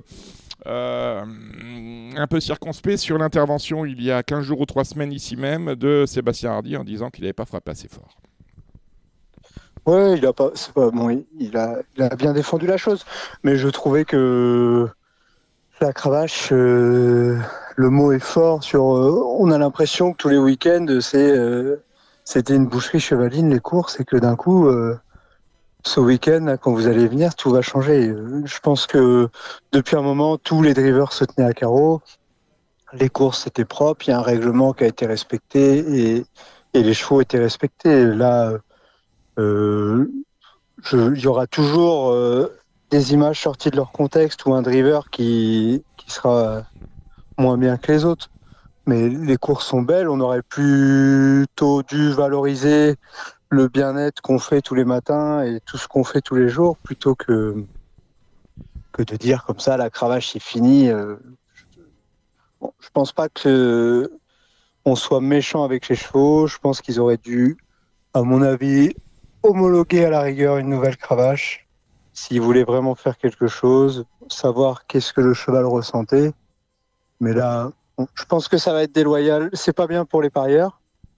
Et j'ai peur qu'un entraîneur et un cash driver à la lutte, j'ai peur que l'argent soit pas bien défendu pour le parieur.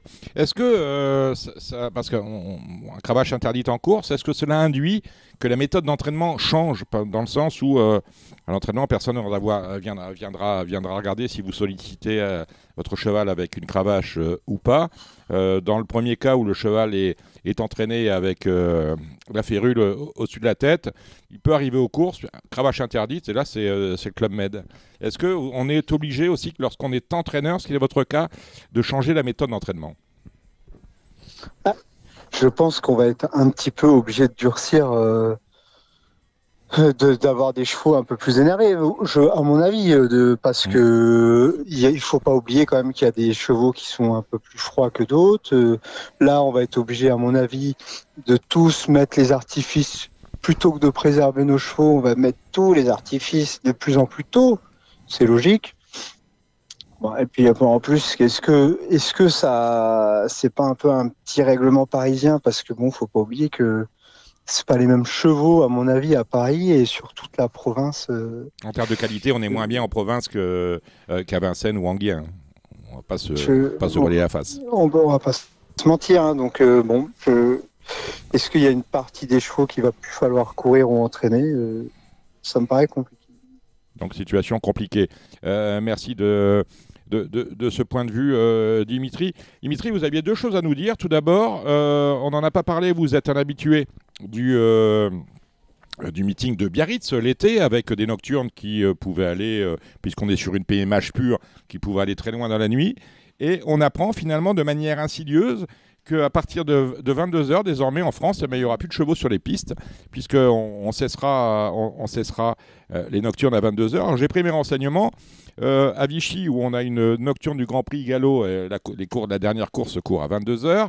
À Cabourg, on a effectivement, sans le dire, on avait des nocturnes à Cabourg. Ce sont devenus des semi-nocturnes qui commencent comme celle de Vincennes aujourd'hui, entre 18 et 19 pour se terminer à 22h. Et vous êtes contre cet état de fait en me disant, c'est bien dommage qu'on en finisse avec les nocturnes qui pouvaient être un spectacle magique et unique à la fois. Bon, je pense que c'est une erreur. Moi, j'ai quand même été un peu partout en France. J'étais aux courses partout, les petits, les gros hippodromes. Le seul moment où tu vois du monde aux courses, c'est aux nocturnes. Ou alors le Prix d'Amérique, les belles courses. Les nocturnes, ce qui était bien, à mon avis, c'est dans les stations balnéaires beaucoup, où les gens viennent le soir aux courses. Souvent, on voit les restaurants pleins. Je comprends pas qu'ils aient changé ce règlement-là. L'été, par exemple, à Biarritz, je pense que c'est beaucoup de bénévoles qui viennent sur les hippodromes, qui ont des jeunes qui ont un deuxième gagne-pain de venir travailler. Là, ça va leur changer. Ils pourront pas faire les deux, c'est pas possible. Oui, parce qu'on avait des extras. Je sais pas comment ils ont réfléchi. Ça va être avancé, donc la première elle va être à 18h. 18h à Biarritz, il fait 40 degrés. Alors, ils te disent qu'il faut faire attention. J'arrive pas à comprendre. Ils réfléchissent pas bien. Surtout que, je pense qu'en ce moment, il n'y a pas grand chose qui fonctionne. Donc, je vois pas pourquoi on a touché au nocturne. D'accord, effectivement, parce que lorsqu'on a des nocturnes qui vont jusqu'à minuit, c'est parce qu'on a décalé les courses par rapport aux fortes chaleurs. Et là, pour le coup, on fait commencer les courses plus tard, sur le coup de 20h. C'est arrivé, je parlais de Vichy tout à l'heure, c'est arrivé, me rappelait le président Bouchara, il y a 2 ans, où on avait décalé par rapport à la canicule les courses du Grand Prix, qui auraient dû commencer à 18h. La réunion a débuté à 20h, on a couru la dernière à minuit. Pour le coup, il faisait un peu plus frais que si on l'avait couru à 22h. Autre chose qui vous a choqué, ouais, exactement. Autre chose qui vous a choqué, Dimitri, c'est sur les sites de paris, le déficit d'information auquel est confronté le parieur français. On parle des applications PMU, The Turf, toutes les autres. Les clients de ces opérateurs-là ne sont pas sur un même pied d'égalité parce que les informations de part et d'autre sont parfois tronquées. Ce que j'expliquais, j'étais à manger avec des clients, chacun joue sur son réseau préféré, et je vois celui du PMU qui demande à celui qui joue sur The Turf, est-ce que le cheval, le dernier coup, il était déféré? Je dis parce que, il me dit, non, mais sur le PMU, t'as aucun historique, t'as une course européenne, voilà, c'était une course européenne, t'as aucune performance, et tu ne sais pas si le cheval, il a couru, même le cheval français, tu sais pas s'il a couru le dernier coup, ferré ou déféré, sur l'application PMU. Et moi, je trouve ça extraordinaire qu'en 2025, tu ne peux pas... en plus, je trouve que c'est léser les parieurs. Je trouve ça énorme. Et t'en parles à tes présidents, à M. Muel ou à Gilles Curens, qui te disent, qu'est-ce que tu veux qu'on fasse? Alors moi, ça m'épate. Qu'est-ce que tu veux qu'on fasse? C'est le PMU, c'est ce qui nous fait vivre. S'ils sont pas au top niveau, c'est une catastrophe. Ouais, ils ne sont pas au top niveau parce que quelquefois, ces chevaux qui n'ont pas de performance, qui ont des performances, mais dont on n'a pas pris la peine d'aller les rechercher dans les fédérations étrangères intéressées, on les met comme inédits, comme ça, vous avez l'impression. Cheval qui a couru 100 fois en Pologne, il arrive en France, si on n'est pas allé chercher sur les sites polonais ses performances, le cheval il est inédit. Alors, on l'a vu d'ailleurs, on avait eu le cas, j'avais vu avec un cheval polonais, Remamas, je crois que c'était dans un quintet de galop, le cheval avait 5 courses. En fait, il en avait plein d'autres en Pologne, mais France, sur les sites, c'était 5 courses. Alors, France Gallo, il faut aller sur le site de France Gallo pour retrouver les performances polonaises. Bon, c'est du grand n'importe quoi, mais là-dessus, vous avez tout à fait raison. Tu veux que le parieur, il arrive à tirer quelque chose de clair? Moi, je ne sais pas. D'accord, c'est ça. Écoutez, Dimitri, merci pour ces différents coups de gueule. J'espère que les intéressés se reconnaîtront, et surtout sur les sites, sur ces mauvaises informations, ce déficit d'information sur les différents sites des opérateurs. Je crois qu'on on peut, avec un peu de sérieux et un peu de travail, rattraper ces choses-là. Pour les nocturnes, on suit, et puis pour la cravache, on est au cœur de l'actualité, on suit aussi. Merci Dimitri Crespel d'être Bon courage, intervenu bonne dans émission. Radio Balance. Au revoir. Avec Genibet.fr, vous aurez toutes les infos pour faire votre papier, vous pourrez profiter des meilleurs rapports en jeu simple et surtout, vous ferez la différence avec le Super Top 5, le meilleur des paris sur la course événement. Et l'actualité, c'est au trot la réunion de Vincennes, belle réunion, celle du prix Kerjak. On est très déçus, pas beaucoup de partants, 13 seulement, avec un quintet qui ne va a priori pas nourrir son homme. Et on a vraiment deux classes de chevaux, hein. On a les chevaux de prix d'Amérique, on a les autres. Et parmi les autres, on a quand même un cannibale, il s'appelle Inexcess Bleu, il porte le numéro 5, le prix Kerjak c'est la 5e. Inexcess Bleu qui tente la passe de 7. Alors en dépit de la présence de chevaux de prix d'Amérique comme Jumba de Guez, le numéro 7 pas revu depuis son succès dans le Grand Prix de Paris, Hookerberry dont il faudra se méfier, Emeraude de B tout juste auréolé de son succès dans le Grand Critérium de vitesse de la Côte d'Azur et étonnant, rentrant dans ce critérium et qui s'est classé deuxième tout près d'Emeraude de B. Je disais 2 courses en une avec un cannibale, Inexcess Bleu. Est-ce que c'est le grand favori et le cheval à battre, Alexandre de Koopman? Bonjour Dominique, bonjour tout le monde. Bah oui, hein, quand même, c'est certainement le meilleur hongre du moment. Il a réalisé un meeting d'hiver assez exceptionnel. Il est sur la brèche depuis un moment, mais à chaque fois, il repousse ses limites. Donc, oui, pour moi, c'est un favori tout indiqué. D'autant que Jumba de Guez peut-être a un peu décompressé suite à sa victoire dans le Prix de Paris. Donc, on pense qu'elle va être prête, forcément. Mais elle n'est peut-être pas à 200% comme elle était tout au long du meeting d'hiver. Lui, en tout cas, Inexcess, étant donné qu'il est hongre, les objectifs comme ça sont assez rares. Donc, il se doit d'être à 200% tout le temps. On a des incertitudes dans cette épreuve, des incertitudes qui vont concerner notamment Hussard du Landré. Où en est-il? On ne sait pas trop. Hookerberry qui a quand même mangé la feuille de match à plusieurs reprises durant le meeting. Ilma Rosa qui reste ferré. Et on a je ne vais pas dire des seconds couteaux, mais en tout cas un Gaspard d'Angis qui vient de retrouver la frite. Oui, second couteau, hein, Gaspard d'Angis. Oui, mais bon, parce que c'est un hongre. Il était très bon dans le bois de Vincennes. Il terminait sur la même ligne qu'Inexcess Bleu. Donc, lui aussi, c'est un hongre de grand talent. Il va falloir compter avec lui pour les premières places. Alors, dites-nous votre pronostic, Alexandre. Bah, j'ai pas été très original, hein. Comme vous l'avez dit, la course s'annonce un peu limpide avant le coup. Le 5 Inexcess Bleu, le 7 Jumba de Guez, qui a quand même été très bonne dans le Prix de Paris et déféré des 4 pieds, c'est quand même une drôle de cliente. Le 6 Gaspard d'Angis, la ligne du bois de Vincennes, donc avec Inexcess. J'ai mis en 4e position le 11 Hussard du Landré, hein, qui fait la saison de monte. Il est allé travailler à Laval récemment. On a compris que c'était quand même un objectif. Le 13 Étonnant, qui a fait une superbe entrée dans le critérium des vitesses de Cagnes. Maintenant, c'est la fameuse deuxième course. Le 3, FaceTime, qui est revenu au mieux. Je pense que c'est un très bon outsider pour compléter la bonne combinaison. Et derrière, j'ai gardé le 10, Emeraude de B, que je préfère quand même sur la vitesse. Et le 12, Hookerberry, qui, comme vous l'avez dit, hein, est passé un petit peu à côté de son meeting d'hiver, en tout cas à côté de la fin du meeting. Il était 3e de cette course l'an dernier. Lui aussi fait la monte. Ça peut lui redonner un peu des ailes. Voilà, après j'aurais pu citer Gaspard d'Aubrion, numéro 4. Je pense que c'est le regret. Voilà, il y a 9 chevaux à mon avis dans la course. 9 chevaux dans la course. Eh bien, on va faire avec ça, sous le regard très intéressé de Gilles, qui ne rate aucune de vos paroles pour jouer au Big 5 sur PMU.fr. Allez, direction la première avec Sauf que nous, c'est Genibet, le Super Top 5. Oui, mais lui, il joue... c'est au Super... Non, mais... le Super Top 5, mais lui, il joue au Big 5, il fait des jeux de grilles. Voilà, ça peut exister aussi. Hein. La première, c'est le prix de Dorso. Dès 4 ans, n'ayant pas gagné 85 000. Une course extrêmement ouverte, Alexandre. On suivra les débuts montés du 11 Lutin Jabba, qui a quand même montré de sérieux moyens au sulky. On a Eric Raffin sur son dos, donc forcément, ce sera un favori tout indiqué. Un cheval que j'aime bien, que c'est pas le plus simple du peloton, c'est le 4, Luigi Disini. Il a vraiment un moteur, ce sera un peu tout ou rien. La dernière fois dans un groupe 3, il aurait gardé la 3e place, je pense, sans sa faute. Donc attention, le 10 Label de l'Arrêt, hein, qui s'est imposé en étant déféré des 4 pieds pour la première fois en gain. Il fallait quand même pianoter un peu pour finir, mais il sera mis dans la même configuration. Il y a un cheval aussi qui m'intéresse, c'est le 7 L'Écrin d'Or, qui débute au monté. Voilà, il ne sera pas déféré cette fois, mais j'ai hâte de voir comment il va courir.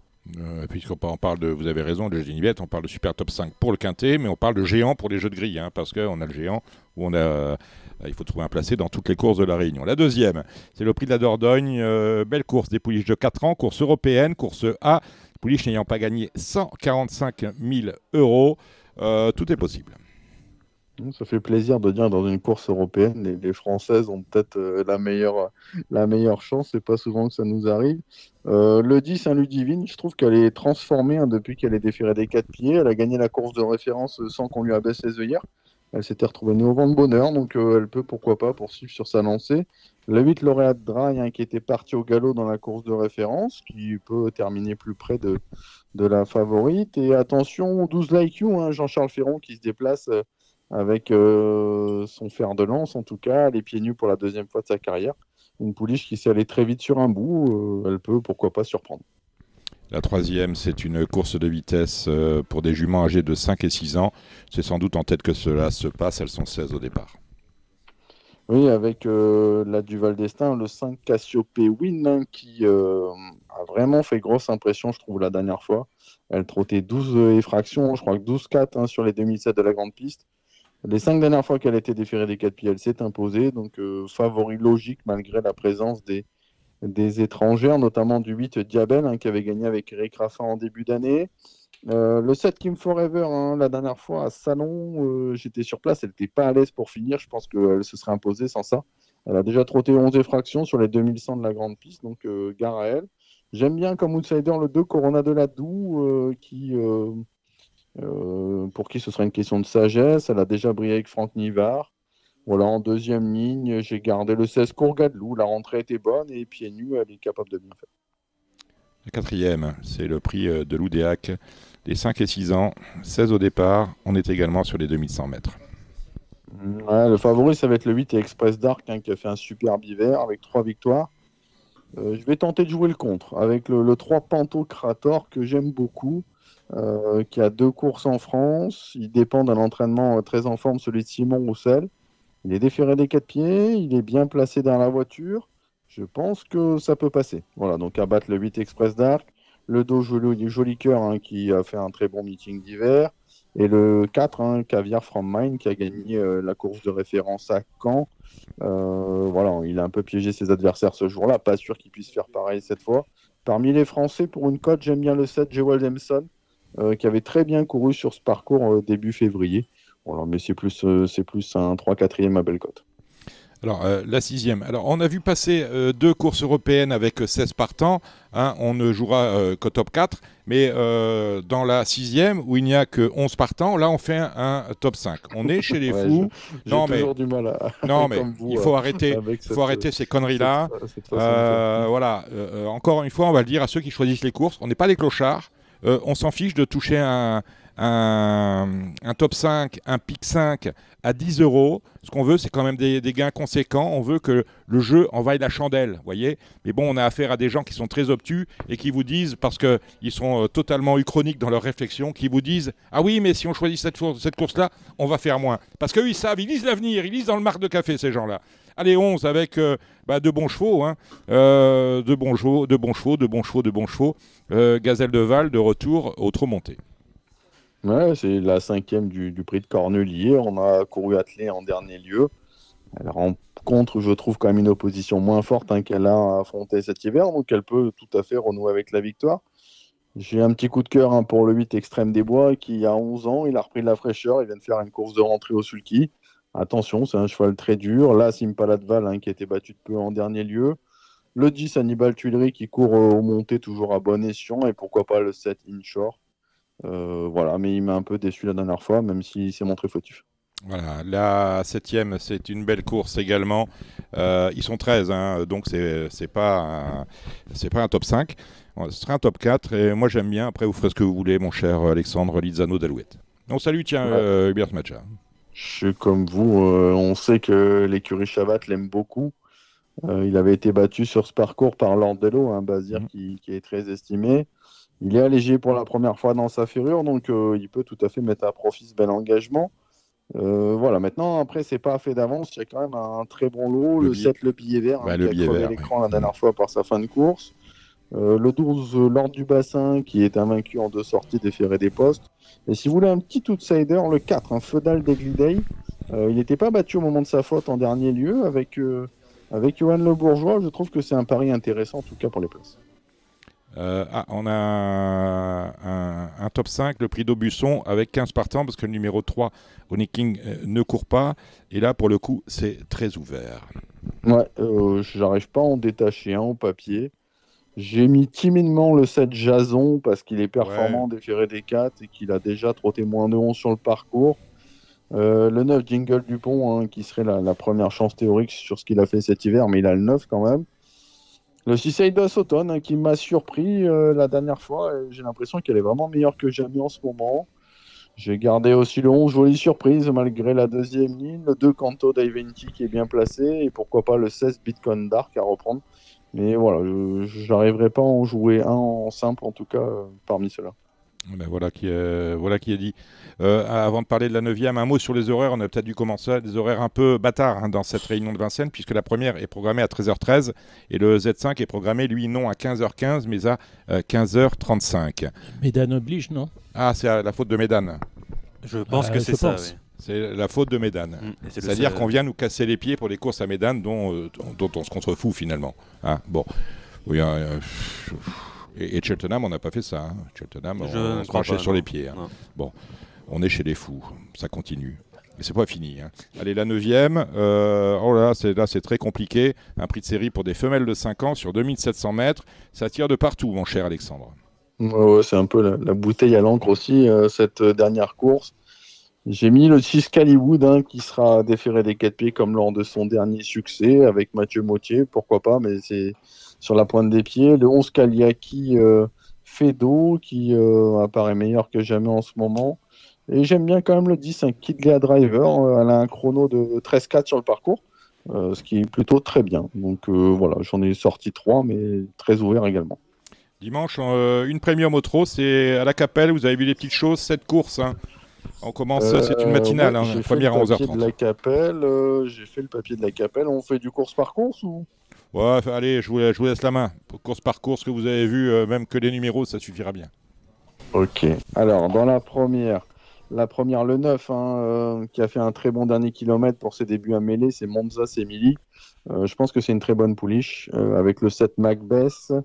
Dans la deuxième, c'est très ouvert. J'ai gardé timidement Lassika Josselin. Elle est invaincue en 2 sorties, hein, sous son nouvel entraînement. Et le 15 Idaho Cartery, qui est confirmé dans le genre de tournoi, qui est en forme.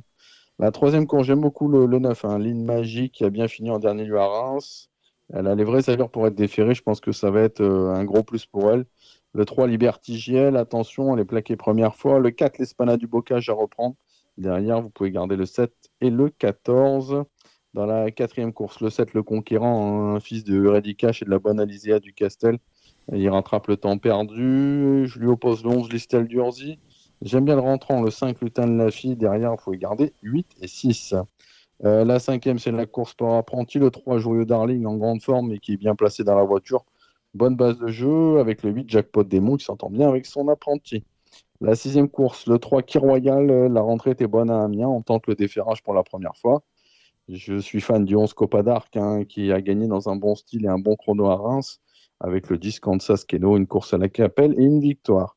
La septième, par contre, très très ouvert. Je vais juste vous donner une note, c'est le 8 Hommage du Trio, qui a laissé pas mal de regrets après sa disqualification la dernière fois. Voilà, mais celle-là, elle est pas simple. Dimanche, c'est également le démarrage du Trophée Vert avec la première étape qui se déroule sur l'hippodrome d'Oraison, un hippodrome que vous connaissez bien, Alexandre Abrivard, parce qu'Oraison, pour ceux qui ne le savent pas, c'est dans le sud-est de la France. Un coup de fusil de là où habite notre ami Alexandre. Grand Prix de la ville d'Oraison, 14 partants, j'y comprends rien, mon cher Alexandre. J'ai pu lire une information comme quoi Idol LD, hein, qui aurait été l'une des favorites, sera non partante, parce que les chevaux de Nicolas Le Métayer avaient la Rhino, donc voilà, je pense qu'ils vont être plus que 13. Ça va peut-être faciliter la tâche au numéro 12, Hadès de Liton, qui aligne les victoires actuellement. C'est un excellent droitier. Antonin André fait du super boulot avec lui. Je pense qu'il va être dur à cogner. Derrière, du coup, c'est beaucoup plus ouvert. J'aime bien le 6 Flocon Montjanet, qui évolue rarement déféré des 4 pieds. et qui a fait ses preuves également sur les pistes en herbe. Donc je me dis que ça peut être très bien au premier poteau. C'est vrai qu'avant le coup, il y avait 2 partants avec Hadès de Liton et Idol LD. Là, le fait qu'il n'y ait plus Idol LD, je pense que Hadès de Liton va remporter cette épreuve. Qu'est-ce qu'on peut donner derrière? Pourquoi pas le 4 Joli de Lomance, une jument dure qui va être avantagée par les 3200 mètres. Le 5 Ibiza Evening qui mérite un certain crédit avec Yannick Alain Briand. Donc prenez le 12 en base, mettez le 6 derrière et après vous pouvez ouvrir un peu vos jeux. Eh ben, voilà qui est dit, l'actualité de l'écurie, mon cher Alexandre. Eh ben, ça se passe plutôt pas mal. Je vois ça sur vos réseaux. Qu'est-ce qu'on aura? Pas mal de partants à venir. Samedi, pour les gens qui seront présents à Nîmes, on a Jaffar de Liton qui effectue une rentrée, mais attention, c'est un bon cheval et Sage, il peut très bien faire. Dans la même course, j'ai Jericho Badrek qui a fait une très bonne rentrée et il peut se placer également. Dimanche, j'aurai une première chance à Paray-le-Monial avec un cheval qui fait une grosse rentrée qui s'appelle Flambeur Royal, mais il est prêt d'entrée de jeu, donc on y va avec des ambitions.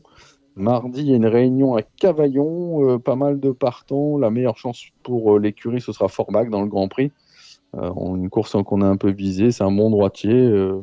J'aurai également dans la réunion Éole du Prieuré qui sera mieux au trot attelé, mais c'est pour une petite place. Jean Loublon qui a besoin de rassurer comme Isla. Mercredi, on aura une bonne chance à Angers avec Japonica qui vient bien courir au trot attelé et qui retrouve le trot monté pour l'occasion. Et vendredi, il y aura le fer de lance qui va courir à Vincennes, Fissimmer. Voilà, on viendra le supporter sur place. Il y a une course en apprenti et on a hâte de voir ce que ça va donner. Ouais, bah super. Et puis une chose à dire au niveau de l'actualité, c'est mercredi, bien évidemment, rendez-vous à Reims pour la 3e étape du Grand National du Trot. Grand National du Trot où c'est Indy Gir pour l'entraînement de Marc Sassier qui, pour le moment, mène la danse. Là, on sera sur une étape longue de 2550 mètres, corde à droite. Et bien évidemment, on y sera, Samy, pour Ici on Paris et pour le champagne que va nous offrir le président Ferraz. Et le gagnant pour les... Non j'ai pas le Jaman gagnant. Brion qui est encore bien engagé à la limite du recul. Qui ça qui a gagné, Jaman Brion qui a gagné l'étape de exactement. Salon avec Mathieu Abrivard et qui est encore à la limite du recul. Je pense que Jaman Brion à droite, c'est impressionnant. Il a couru 12 fois, il en a gagné 11. Ah oui. Ça s'appelle ce qu'on appelle un phénomène que vous avez vu gagner d'ailleurs à Salon de Provence. Tout à fait, et qui a gagné très plaisamment. Voilà, je pense que va falloir le battre. Je vois que dans la course, il y a aussi des chevaux comme Carat Vandel.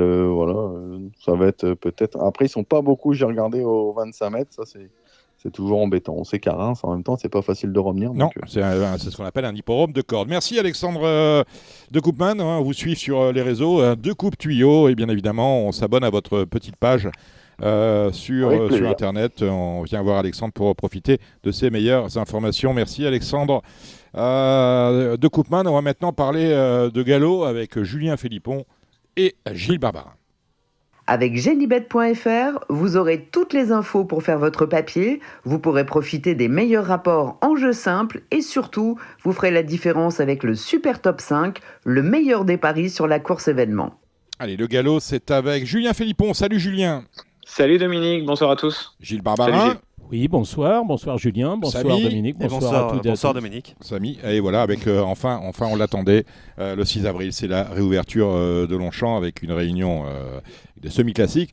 Et quant au Super Top 5, c'est le super handicap de réouverture qui va nous occuper, 20 partants, voilà qui n'est pas mal du tout. Je vais vous laisser la main, Gilles, course de flyer, on est sur 1400 mètres sur le toboggan de Longchamp, course assez difficile à déchiffrer. C'est pas un toboggan, mais... Ouais, on appelle ça le toboggan, c'est une forme de toboggan sur le programme, vous voyez, commencez pas à pinailler. Hein. Allez, est-ce qu'Omicron est un bon favori ? Ah ouais, moi c'est la mienne en tout cas. Ah, alors je crains parce que Guillaume Coves m'a appelé ce matin, il me dit j'ai le gagnant du quintet dimanche. J'ai dit ah bon, lequel ? Omicron. J'ai dit ok, il m'a jamais donné un gagnant. Hein. Donc bon, voilà, allez, on y va avec vous. Pourquoi Omicron, Julien ? Eh ben Omicron, déjà elle a gagné sur le parcours. Elle a un numéro, on va dire convenable parce que le 8 à la corde c'est correct, mais ça reste quand même une attentiste, donc il faudra qu'il y ait un bon parcours. La dernière fois elle n'a pas couru. Elle arrive à la fois en ayant une course de rentrée, mais en ayant quand même une certaine fraîcheur par rapport à beaucoup de chevaux qu'on fait l'hiver. Son entraîneur a peu de partants, mais court toujours très habilement ses chevaux. Il y a beaucoup de choses pour elle. Alors, à Ok. noter que la position de la liste est à 8 mètres pour dimanche, que le terrain a été mesuré le 4 avril, c'est-à-dire ce matin à 9h36 à 3,6. Donc je suppose qu'on ne va pas arroser, que ça va s'assécher, qu'on Oui. va avoir un terrain, ça va être du velours logiquement, mais une piste quand même assez rapide. Ça sera comme Alors aujourd'hui. après, à je sais pas ce que Saint-Cloud. t'en dis, on va juste faire une brève dans la brève, Gilles, mais moi, enfin, je suis plutôt pour qu'il y ait un événement de temps en temps qui sorte un petit peu des sentiers battus. Mais alors, enfin, à chaque fois, je reprends toujours mon point de vue quand même. Il y a quand même peu d'empathie pour le parieur encore dans toutes ces histoires-là. Parce que on va faire un quintet à 20 partants. Alors, on ne fait pas des quintets à 20 partants au trot, là où il y a 5 ou 6 qui roulent pas emoji rouge, et où finalement il y aurait une certaine utilité à avoir 20 partants, puisqu'il y en aurait à peu près 2 tiers qui rouleraient, ce qui nous amènerait peut-être à un peloton de 12-13.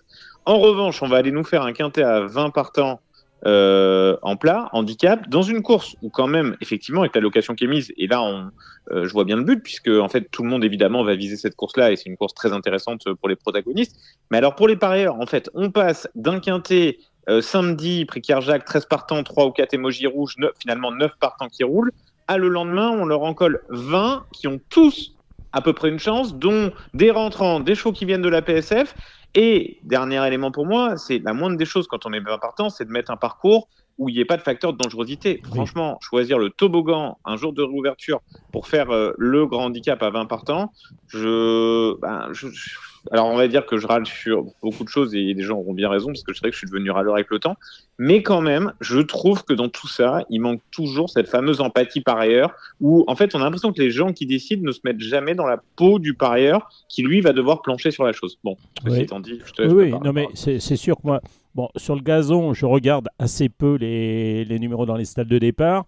Par exemple, ce vendredi à Saint-Cloud, je ne me suis pas trop occupé des places à la corde.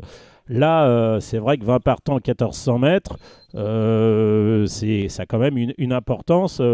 Quand on voit l'Anaken, le 15 l'Anaken qui a le 20 dans les stades de départ, c'est un cheval qui démarre. L'effort qu'il doit faire pour vite aller aux avant-postes, pour sans doute être contré, c'est pas la meilleure des choses. Le Et 13, pour respecter Tortis sur ce sans père. parcours-là, au bout de 200 Oui. mètres, vous avez vu ce coude qu'il y a, c'est-à-dire que vous avez bah. le 20, vous avancez, mais pour arriver à ce qu'aucun jockey ne fasse de faute, tout en défendant sa chance pour les parieurs, c'est quand même pas évident, quoi. Ah oui, non, mais je suis complètement d'accord. C'est quand même, avoir le 1 ou avoir le 20, c'est quand même pas la même. Hein. On part avec un handicap. Enfin, je veux dire, en athlétisme, on a des couloirs. Là, on est tous sur la même ligne. Hein. Donc, Comment on procède? Voilà. Quels sont tes favoris, toi, Gilles? Moi, je suis très ferlant. C'est-à-dire que je reprendrai le 12 Times Warrior qui va avoir son terrain, son parcours. Alors, il a contre lui le 16 dans les stalles de départ, mais pour moi, il est tout à fait capable de rééditer son dernier succès. Je reprendrai le Kiwan qui est plus un cheval de gazon que de PSF, même s'il aurait peut-être préféré plus souple. Et puis après, c'est un petit peu... C'est le numéro 3. C'est le numéro 3. C'est pas parole d'évangile, mais on peut penser que Maxime a choisi entre les deux. Oui, je pense. Ouais, je pense qu'il a choisi, oui. Après, si je fais fi des places à la corde, j'ai des chevaux comme, Toto, là. Alors, Lancelot God, le 10, c'est vrai que je le reprendrai avec l'As dans les stades de départ. Entraînement de Jérôme Régnier. Tortis Sambert, il a contre lui le 13 d'avoir cette place dans les stalles. Omicron, j'ai rien contre. À mon avis, le 8, mais pas de marge au poids. Et puis après, à chacun les siens. Hein. Est-ce que Grand Son of Calix peut répéter encore? Alors oui, alors là, c'est pareil. Là, je vais pousser un coup de gueule tout à l'heure, mais je peux le pousser tout de suite. Voilà, c'est un cheval qui a quand même été, qui a été baissé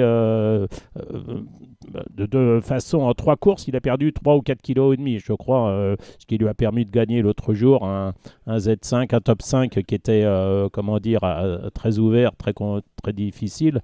Mais bon, j'en reparlerai tout à l'heure parce que là, il y a des trucs dans les courses à condition. J'arrive plus à comprendre le handicapeur, j'arrive pas à suivre. Et quand il me dit ça dépend des courses, on peut me raconter, on peut me chanter la messe, mais il y a des choses que j'arrive pas à comprendre. Bon, on en parlera peut-être tout à l'heure si on a le temps. Julien, tu as parlé d'Omicron, quels sont tes autres chevaux dans la course?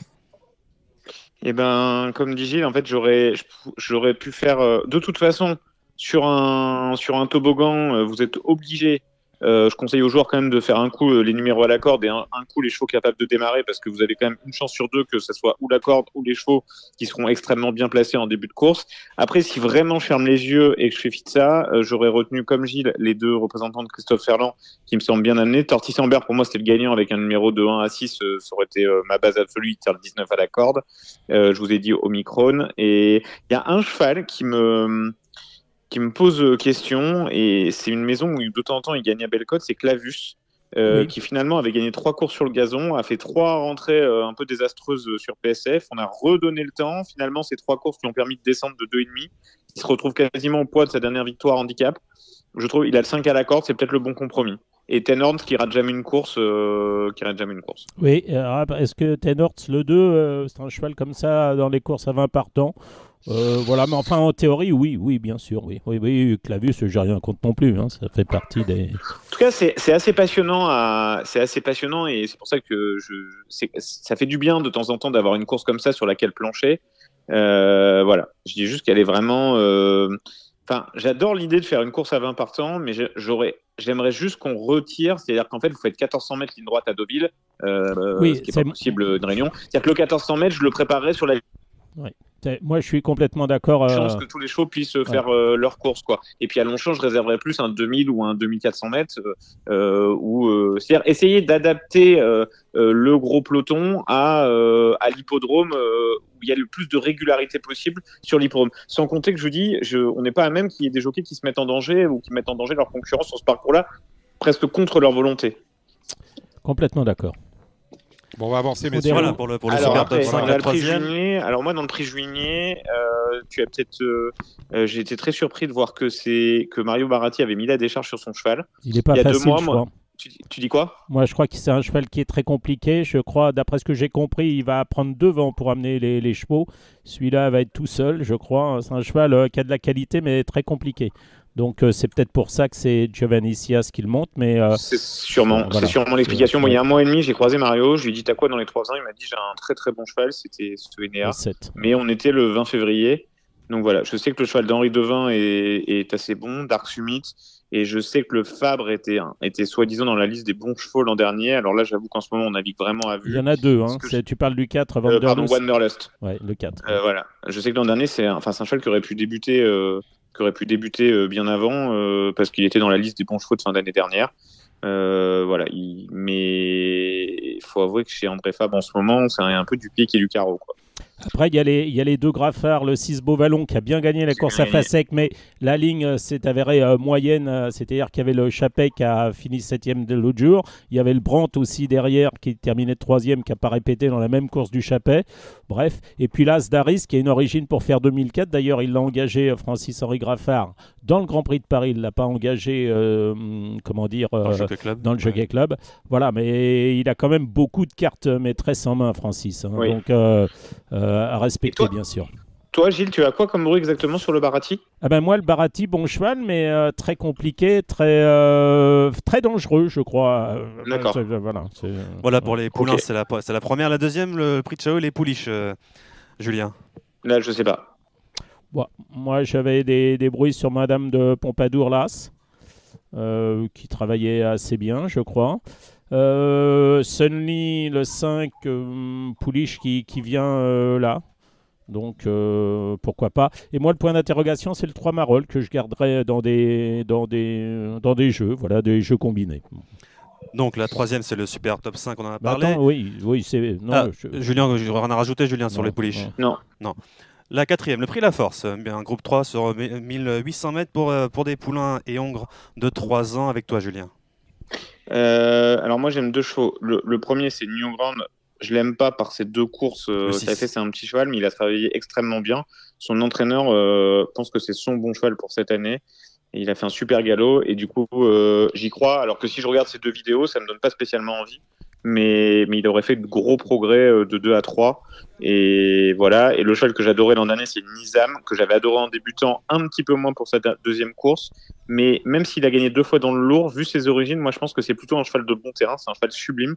Donc je dirais 3, 6, 4 dans cette course-là. J'aurai les 2 chevaux du sud, 5 et 7. Waka Waka, qui n'est pas un mauvais cheval, mais qui est un cheval très maniéré, J'aime pas trop ce style de chevaux. Et je rajoute au Super 4 AC2, donc je dirais 3-6 devant, le 4 au trio et AC2 pour le Super 4. Oui, il va faire des difficultés pour rentrer dans sa stalle, à mon avis, le 7 Waka Waka. Moi, je suis le 3 Nizam. J'ai rien contre le 6 Newground, parce que les devins, la première, c'est souvent la bonne. Et puis, le point d'interrogation, c'est le Graffard à Saint-Pour qui avait gagné une bonne course l'an passé à Longchamp, le prix de Belleville. Voilà, c'est un Dubaoui, il a tout pour faire un bon cheval. Et puis l'autre jour, j'ai bien aimé la course du 2, Dreamliner, je ne sais pas si c'est suffisant. Moi, le 4, il a toujours été très estimé, alors l'autre jour, il a gagné. Bon, à une période où les Fab étaient peut-être encore pas au top. Je ne sais pas quoi en penser, mais je suis plus 3-6. La 5e, un autre groupe 3, c'est pour les poulies, cette fois-ci de 3 ans avec toi, Gilles, cette fois-ci. C'est dommage que Bonnet ne soit pas au départ. Alors Bonnet va peut-être courir contre la bonne Pantal, c'est quand c'est le 11, je crois. On va voir. Il y a la fille de Mandécha qui effectue une rentrée. Alors elle a couru une fois, elle n'a pas battu grand-chose lors de ses débuts victorieux, mais elle l'avait fait avec la manière et très facilement. C'est le 1. Ouais, le 1, Manda Naba.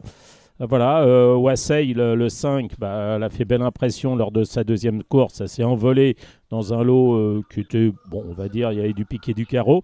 Et puis pour une cote, je reprendrai celle que j'avais prise l'autre jour, le 2, Blown by the Wind. Voilà, je pense que pour ceux qui veulent faire des jeux combinés, c'est peut-être quelque chose marrant. Je ne pense pas que ça puisse être suffisant pour la gagne, mais je la prendrai le 2 pour une place. Julien.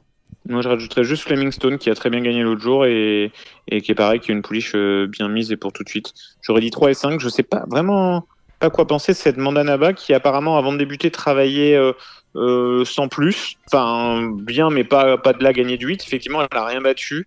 Voilà, de toute façon, c'est l'année Francis Graffard, donc c'est que ça, on voit bien à quel point c'est compliqué de faire sans ses chevaux, mais je tenterai un petit peu de la reculer vu ce profil-là.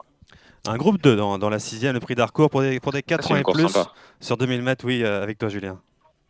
Eh ben, alors là, j'ai plusieurs problèmes. En fait, je sais que je vais faire un très gros pari sur Horizon Doré. Le cheval qui va aller devant, à mon avis, Ma Popstar est le vrai bon cheval, mais je trouve qu'il a un style un peu particulier quand il prend un avantage. Donc moi, en fait, il y a l'autre bon cheval, c'est Certain Lad qui fait une rentrée et qui généralement, quand il fait une rentrée, a besoin de courir une fois. Il est beaucoup plus efficace en terrain lourd. Donc je pense qu'il va aller devant et qu'il va faire du train, ce dont a absolument besoin Horizon Doré. Donc moi, je tenterai 3 premiers, 4 et 5 en deuxième ligne et je reculerai un peu à ces 2. Gilles. Oui, moi j'adore Ma Popstar, c'est sûr, il a qu'une fausse note et encore, voilà. Horizon Doré, il avait sans doute besoin de courir l'autre jour. Alors oui, bien sûr, c'est le vrai bon cheval qui peut-être sur une pointe peut peut-être surprendre Ma Popstar, mais bon, voilà. Il faudra aller chercher certaines lattes s'il en prend 2 ou 3. Oui, bien sûr, mais c'est pas la période où je joue tellement les Anglais. Moi, t'as complètement raison, mais c'est incroyable ce que tu dis. Enfin, c'est incroyable ce que t'es fort. Non, c'est pas ça, mais. Que t'es fort. Non, mais en fait, c'est vrai que tu as tout à fait raison. Là, je me suis repenché là-dessus sur les 5 dernières années. On a tendance à rester sur l'année précédente où ils nous mettent des volets en fin d'année, enfin au milieu d'année et tout. Donc on reste avec cette idée-là. Et leurs stats en mars et en avril sont beaucoup, beaucoup plus faibles que dans le reste de l'année. Alors, ça peut s'expliquer aussi parce que les courses sur gazon ont repris il y a très peu de temps et peut-être qu'ils ont un climat rude aussi de temps en temps, des choses comme on peut les connaître. Certain là, numéro 4, âgé de 9 ans. C'est toujours bien de le rappeler, un vaincu en France, de sortie de victoire. Dans le Grand Prix de Compiègne l'an dernier, il avait été vraiment impressionnant. Il avait bien battu Dilawar. La 7e, le prix Zarkava Listed pour des jumes en 4 ans et plus avec toi, Gilles. Dans l'ordre du programme, le 2 Roger Pour, parce que l'année dernière, elle a quand même couru assez souvent, mais elle a toujours bien répété. Après, j'aime bien les 2 Fabres. Galaxy Vega, le 4, elle était en progrès. Elle n'a pas arrêté de progresser. Et elle a terminé l'année par une bonne 2e place, alors dans un terrain un peu pénible. C'était à Saint-Cloud, derrière Grand Stars. Et puis l'autre, Madame Jourdain, qui a souvent été... bien considérée. Maintenant, elle est toujours tombée sur un os. Elle a à elle de prouver que de l'avoir gardée à 4 ans, c'est une bonne chose. Donc, je dirais 2-4-7. Julien.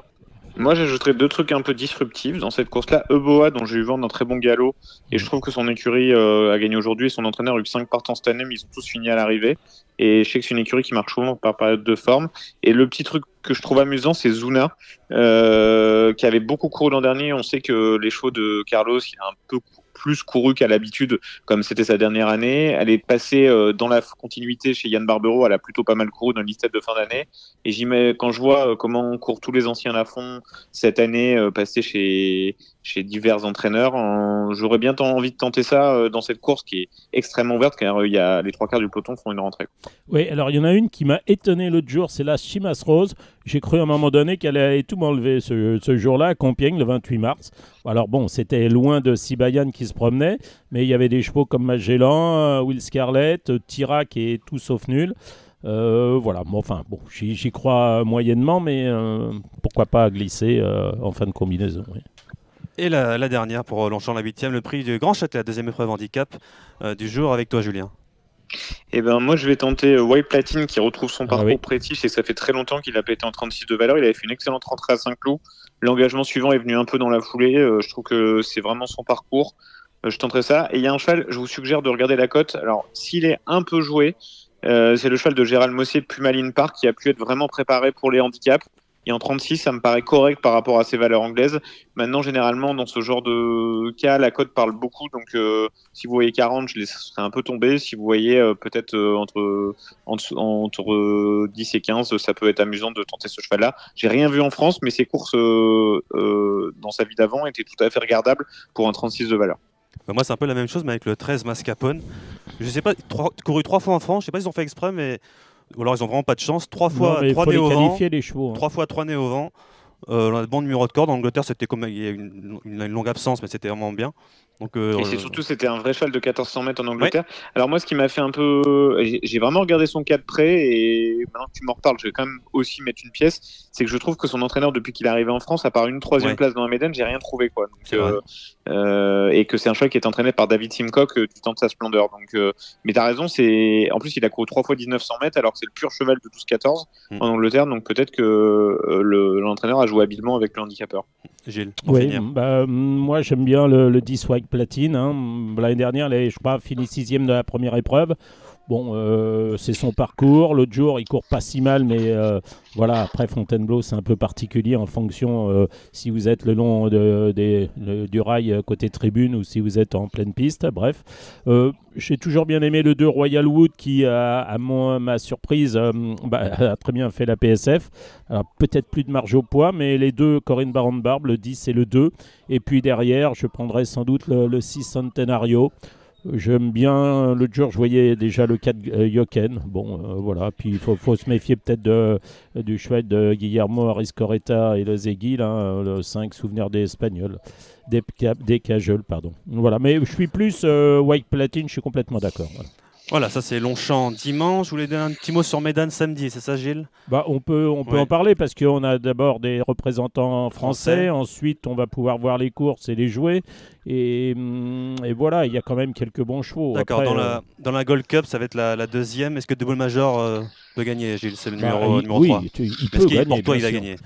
Il va gagner, oui, il peut gagner. Non, il peut gagner. Est-ce qu'il va gagner ? Oui, moi je le préfère quand même. Bon, il dit qu'il a gagné en bon terrain aussi. Moi je le préfère quand même en terrain souple, mais c'est sa distance. L'autre jour, c'était quand même très bien. Et puis voilà, et puis l'opposition, c'est Trollerman le 8. Il y a également l'As, Al Nahir, qui effectue là une rentrée, mais il avait super bien couru l'an passé. Voilà, mais j'espère que Double Major va gagner, oui. Trollerman le 8, c'est très très bien. Julien, c'est marrant parce qu'il y a Trafalgar Square qui est pour la même composition, enfin c'est Pilarski Goussery, mais qui est entraîné par Bupat Simard là-bas. Voilà pour. Julien, pas trop d'idées en celle-là. Moi je suis plus assez chaud sur les Français dans la 3e. Qui va retrouver No Lunch qui m'a jusque-là ébloui, donc je suis obligé de continuer à parier dessus. Et je pense que les 3 chevaux français ont vraiment une première chance. Je suis en train de regarder leurs cotes, ils sont pas très populaires chez les books, à part No Lunch qui est à 6 contre 1, mais la victoire de Fort Payne, elle était ahurissante. Enfin, c'était vraiment excellent. D'ailleurs, et celle de King Gold et celle de Fort Payne. Moi, je leur vois une chance aux 3, avec évidemment le doute du Dirt pour No Lunch, mais je leur vois une chance au 3. Oui, moi je connais pas bien l'opposition étrangère, mais c'est vrai que No Lunch, il a été éblouissant, débarrassé des problèmes de pied qu'il avait l'an passé. Cette année, il est très fort. Hein, voilà. Moi, je vous dirais le 9. Voilà. Après, je suis dans la 4e. Moi, j'adore j'adore. Disons que le Hongkongais, là, le 3, How Deep Is Your Love, c'est un vrai bon cheval. À chaque fois, il trouve la superstar Kai Rising, Helios Express qui est aussi un super cheval. Donc, je pense qu'il va être difficile à tordre ce cheval-là. Pour moi, il va gagner seul. C'était un peu mon cheval de la Réunion. Ouais. Voilà. Et Romantic Warrior, j'imagine c'est ton favori. Je suis plus dans laquelle. Après, ça peut être un sacré piège, Romantic Warrior. Enfin, ça peut, quoi qu'il arrive, je vais le jouer. Je suis quasi sûr qu'il va gagner, mais s'il venait à décevoir, ça peut arriver parce que en fait la double punition de l'autre jour, c'est la défaite et la course extrêmement dure. Ah ouais. Donc voilà. Mais je trouve quand même qu'en lui évitant la World Cup, on a quand même, je dirais pas joué petit bras, mais fait tout pour amener le cheval sur le chemin du succès. Et c'est quand même, c'est vraiment une sacrée machine, quoi. Oui, il va falloir. Il a le 9, je crois, dans les salles de départ, mais enfin, c'est un cheval qui démarre. Il va pas s'occuper de la marque du vélo. Il va tout de suite être là. Et puis derrière, l'opposition, à mon avis, elle est outre là, ce facteur cheval. Il y a quand même les Japonais qui sont quand même des vrais bons chevaux. Le 9, Soul Rush. Il y a aussi le 11, Liberty Island. Voilà, enfin bon, c'est un peu. Mais le Romantic Warrior, c'est quand même un vrai bon cheval. Hein. L'autre jour, avec Forever Young, il y avait 10 longueurs avec les autres derrière. Mais c'est impressionnant. C'est un petit crack quand même. Il y a mon 5 Maljou, que j'ai toujours adoré, toujours un abonnement. Et ensuite, dans la schéma classique, alors là, on est obligé de parler de Calan Dagan, le numéro 5 avec Francis Henri Graffard, Julien. Favori chez les bookmakers, en plus à l'heure actuelle, donc eux-mêmes lui évaluent une très bonne chance. C'est pas facile de cerner l'opposition qui, je trouve, sont pas tous en grande forme, donc ça vient un peu de partout. Mais c'est sûr que le meilleur Calan Dagan a obligatoirement son mot à dire dans ce genre de course. Oui, effectivement, pour moi, c'était le meilleur cheval français l'an passé, le 5 Calan Dagan. Ce qu'il avait fait à York, c'était formidable. C'était quand même le seul à avoir opposé une super résistance à City of Troy. J'espère que ça va aller pour le 5. Moi, j'ai toujours bien aimé le 8 Shin Emperor qui, lui, vient quand même de gagner. Il a battu Khalif à Riyad. C'était quand même très bien. Et puis après, il y a des vrais bons chevaux japonais. Hein. Faut voir ce que ça va donner. Le gagnant du derby japonais, le 6 Danon Decil, là. Il y a également Servigna la Pouliche et puis Dureza le 2. Alors, je crois que Guillaume Lix a demandé à Christophe Soumillon qu'il se voyait plus pour être 3-4 avec Dureza le 2. Maintenant, voilà. Et puis Rebels Romance, moi je l'ai toujours pensé un tout petit peu en dessous, mais enfin il gagne tout le temps pratiquement. Alors, Et dans la dernière, la Dubai World Cup, Forever Young, là, j'imagine, Gilles, mais derrière. Logiquement, oui. Après, il y a les Tesoro, peut-être, le 9, Ushba Tesoro, le 11, Wilson Tesoro. Mais sur la course de l'autre jour, s'il n'a pas. Enfin, voilà, il est dur. Il y a les deux chevaux de Boupat Simar aussi, qui sont Imperial Emperor et Walk of Star, qui sont vraiment les spécialistes du meeting. Parfois, la forme peut primer la classe quand on est vraiment spécialisé de ce dirt-là. Ouais. Voilà, pour Médane, ça sera samedi. Est-ce qu'il y a des choix donnés à... Alors, il y a Moulins et Nancy, Julien. Alors, à Moulins, j'ai un truc... Oui, Crozet-la-Roche aussi, Crozet-la-Roche. Mais... je donne vite fait des numéros comme ça, mais évidemment, je ne vais pas réussir à retrouver ma page. Ah oui, c'est bon. Non, il y a un cheval qui m'amuse énormément à Moulins. Il va y avoir une très grosse cote. C'est dans la deuxième, le cheval qui s'appelle Rogue Enforcer. Qu'on a qualifié parce que ça venait d'Angleterre, qu'on a qualifié l'an dernier. Oui. C'est un cheval, il est à 900 mètres dans le buffet, donc je me dis que le 1000 mètres bon terrain de Moulins peut l'emmener loin. Hugo a pas monté pour son père, a monté ce cheval-là, et je sais que Laura Vanska, c'est quelqu'un qui sait très bien amener ses chevaux pour la première. Ça va être totalement sous les radars, hein. Il doit être donné avant-dernier dans le Paris Turf, là que j'ai sous les yeux. Et donc le 211 Rogue Enforcer, c'est le cheval que je trouve hyper marrant. J'ai les yeux dessus depuis un petit moment et que je trouve hyper marrant à Moulins demain, à Bellecote. Oui, je vais passer moi dans la deuxième j'aime bien le 3 Smile Paint, hein. C'est un entraînement que j'ai un peu du mal à comprendre, mais forcé de reconnaître qu'ils ont ils ont des résultats. Qu'est-ce que j'ai vu dans cette réunion? Non, après c'est des banalités, hein. Très bien. Croiser-la-Roche, non Croiser-la-Roche, on peut en parler. Hein. Julien, il a plein beau. Ouais, il va beaucoup nous courir. Oui, mais plein beau, moi, ce qui m'embête, je suis pas sûr que ça soit vraiment la piste qui met en valeur plein beau. J'ai toujours l'impression qu'il met un peu de temps avant de réagir. Il n'y a personne il y a que des attentistes en fait dans cette course-là. La moitié des chevaux sortent pas des boîtes. Après, si on peut le monter juste derrière le cheval de tête, Bashki Sarai, il va démarrer le premier et faut avancer de bonheur.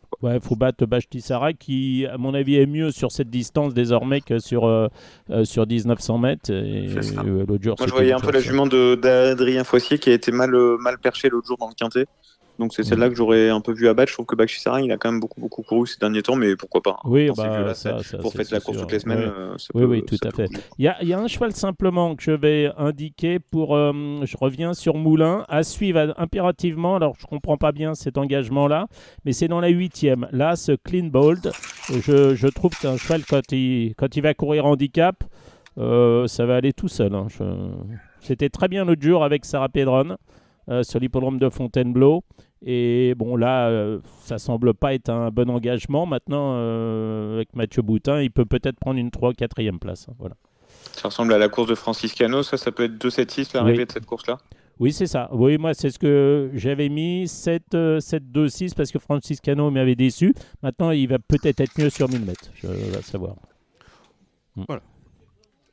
Moi, j'aimais beaucoup Vino dans la 6e. C'était mon autre sélection de la journée 609. Vino qui retrouve vraiment la forme ces derniers temps et qui a bénéficié d'une très grosse baisse au poids pendant la période hivernale. Écoutez, merci messieurs, merci Julien Philippon, merci Gilles Barbarin, on remercie notre réalisateur, j'espère que le son aura été bon cette fois, Samy Boisa, merci le trotteur, Alexandre de Koopman, nos invités, vous avez entendu Dimitri Crespel, à retrouver dans la rubrique Bien-être animal et Equid Armor, et l'entraîneur d'Emeraude de Bay, je parle bien sûr de Benjamin Goetz, je crois que je n'ai pour une fois oublié personne. Rendez-vous au même endroit, mêmes heures, la semaine prochaine pour un nouveau numéro de Radio Balance.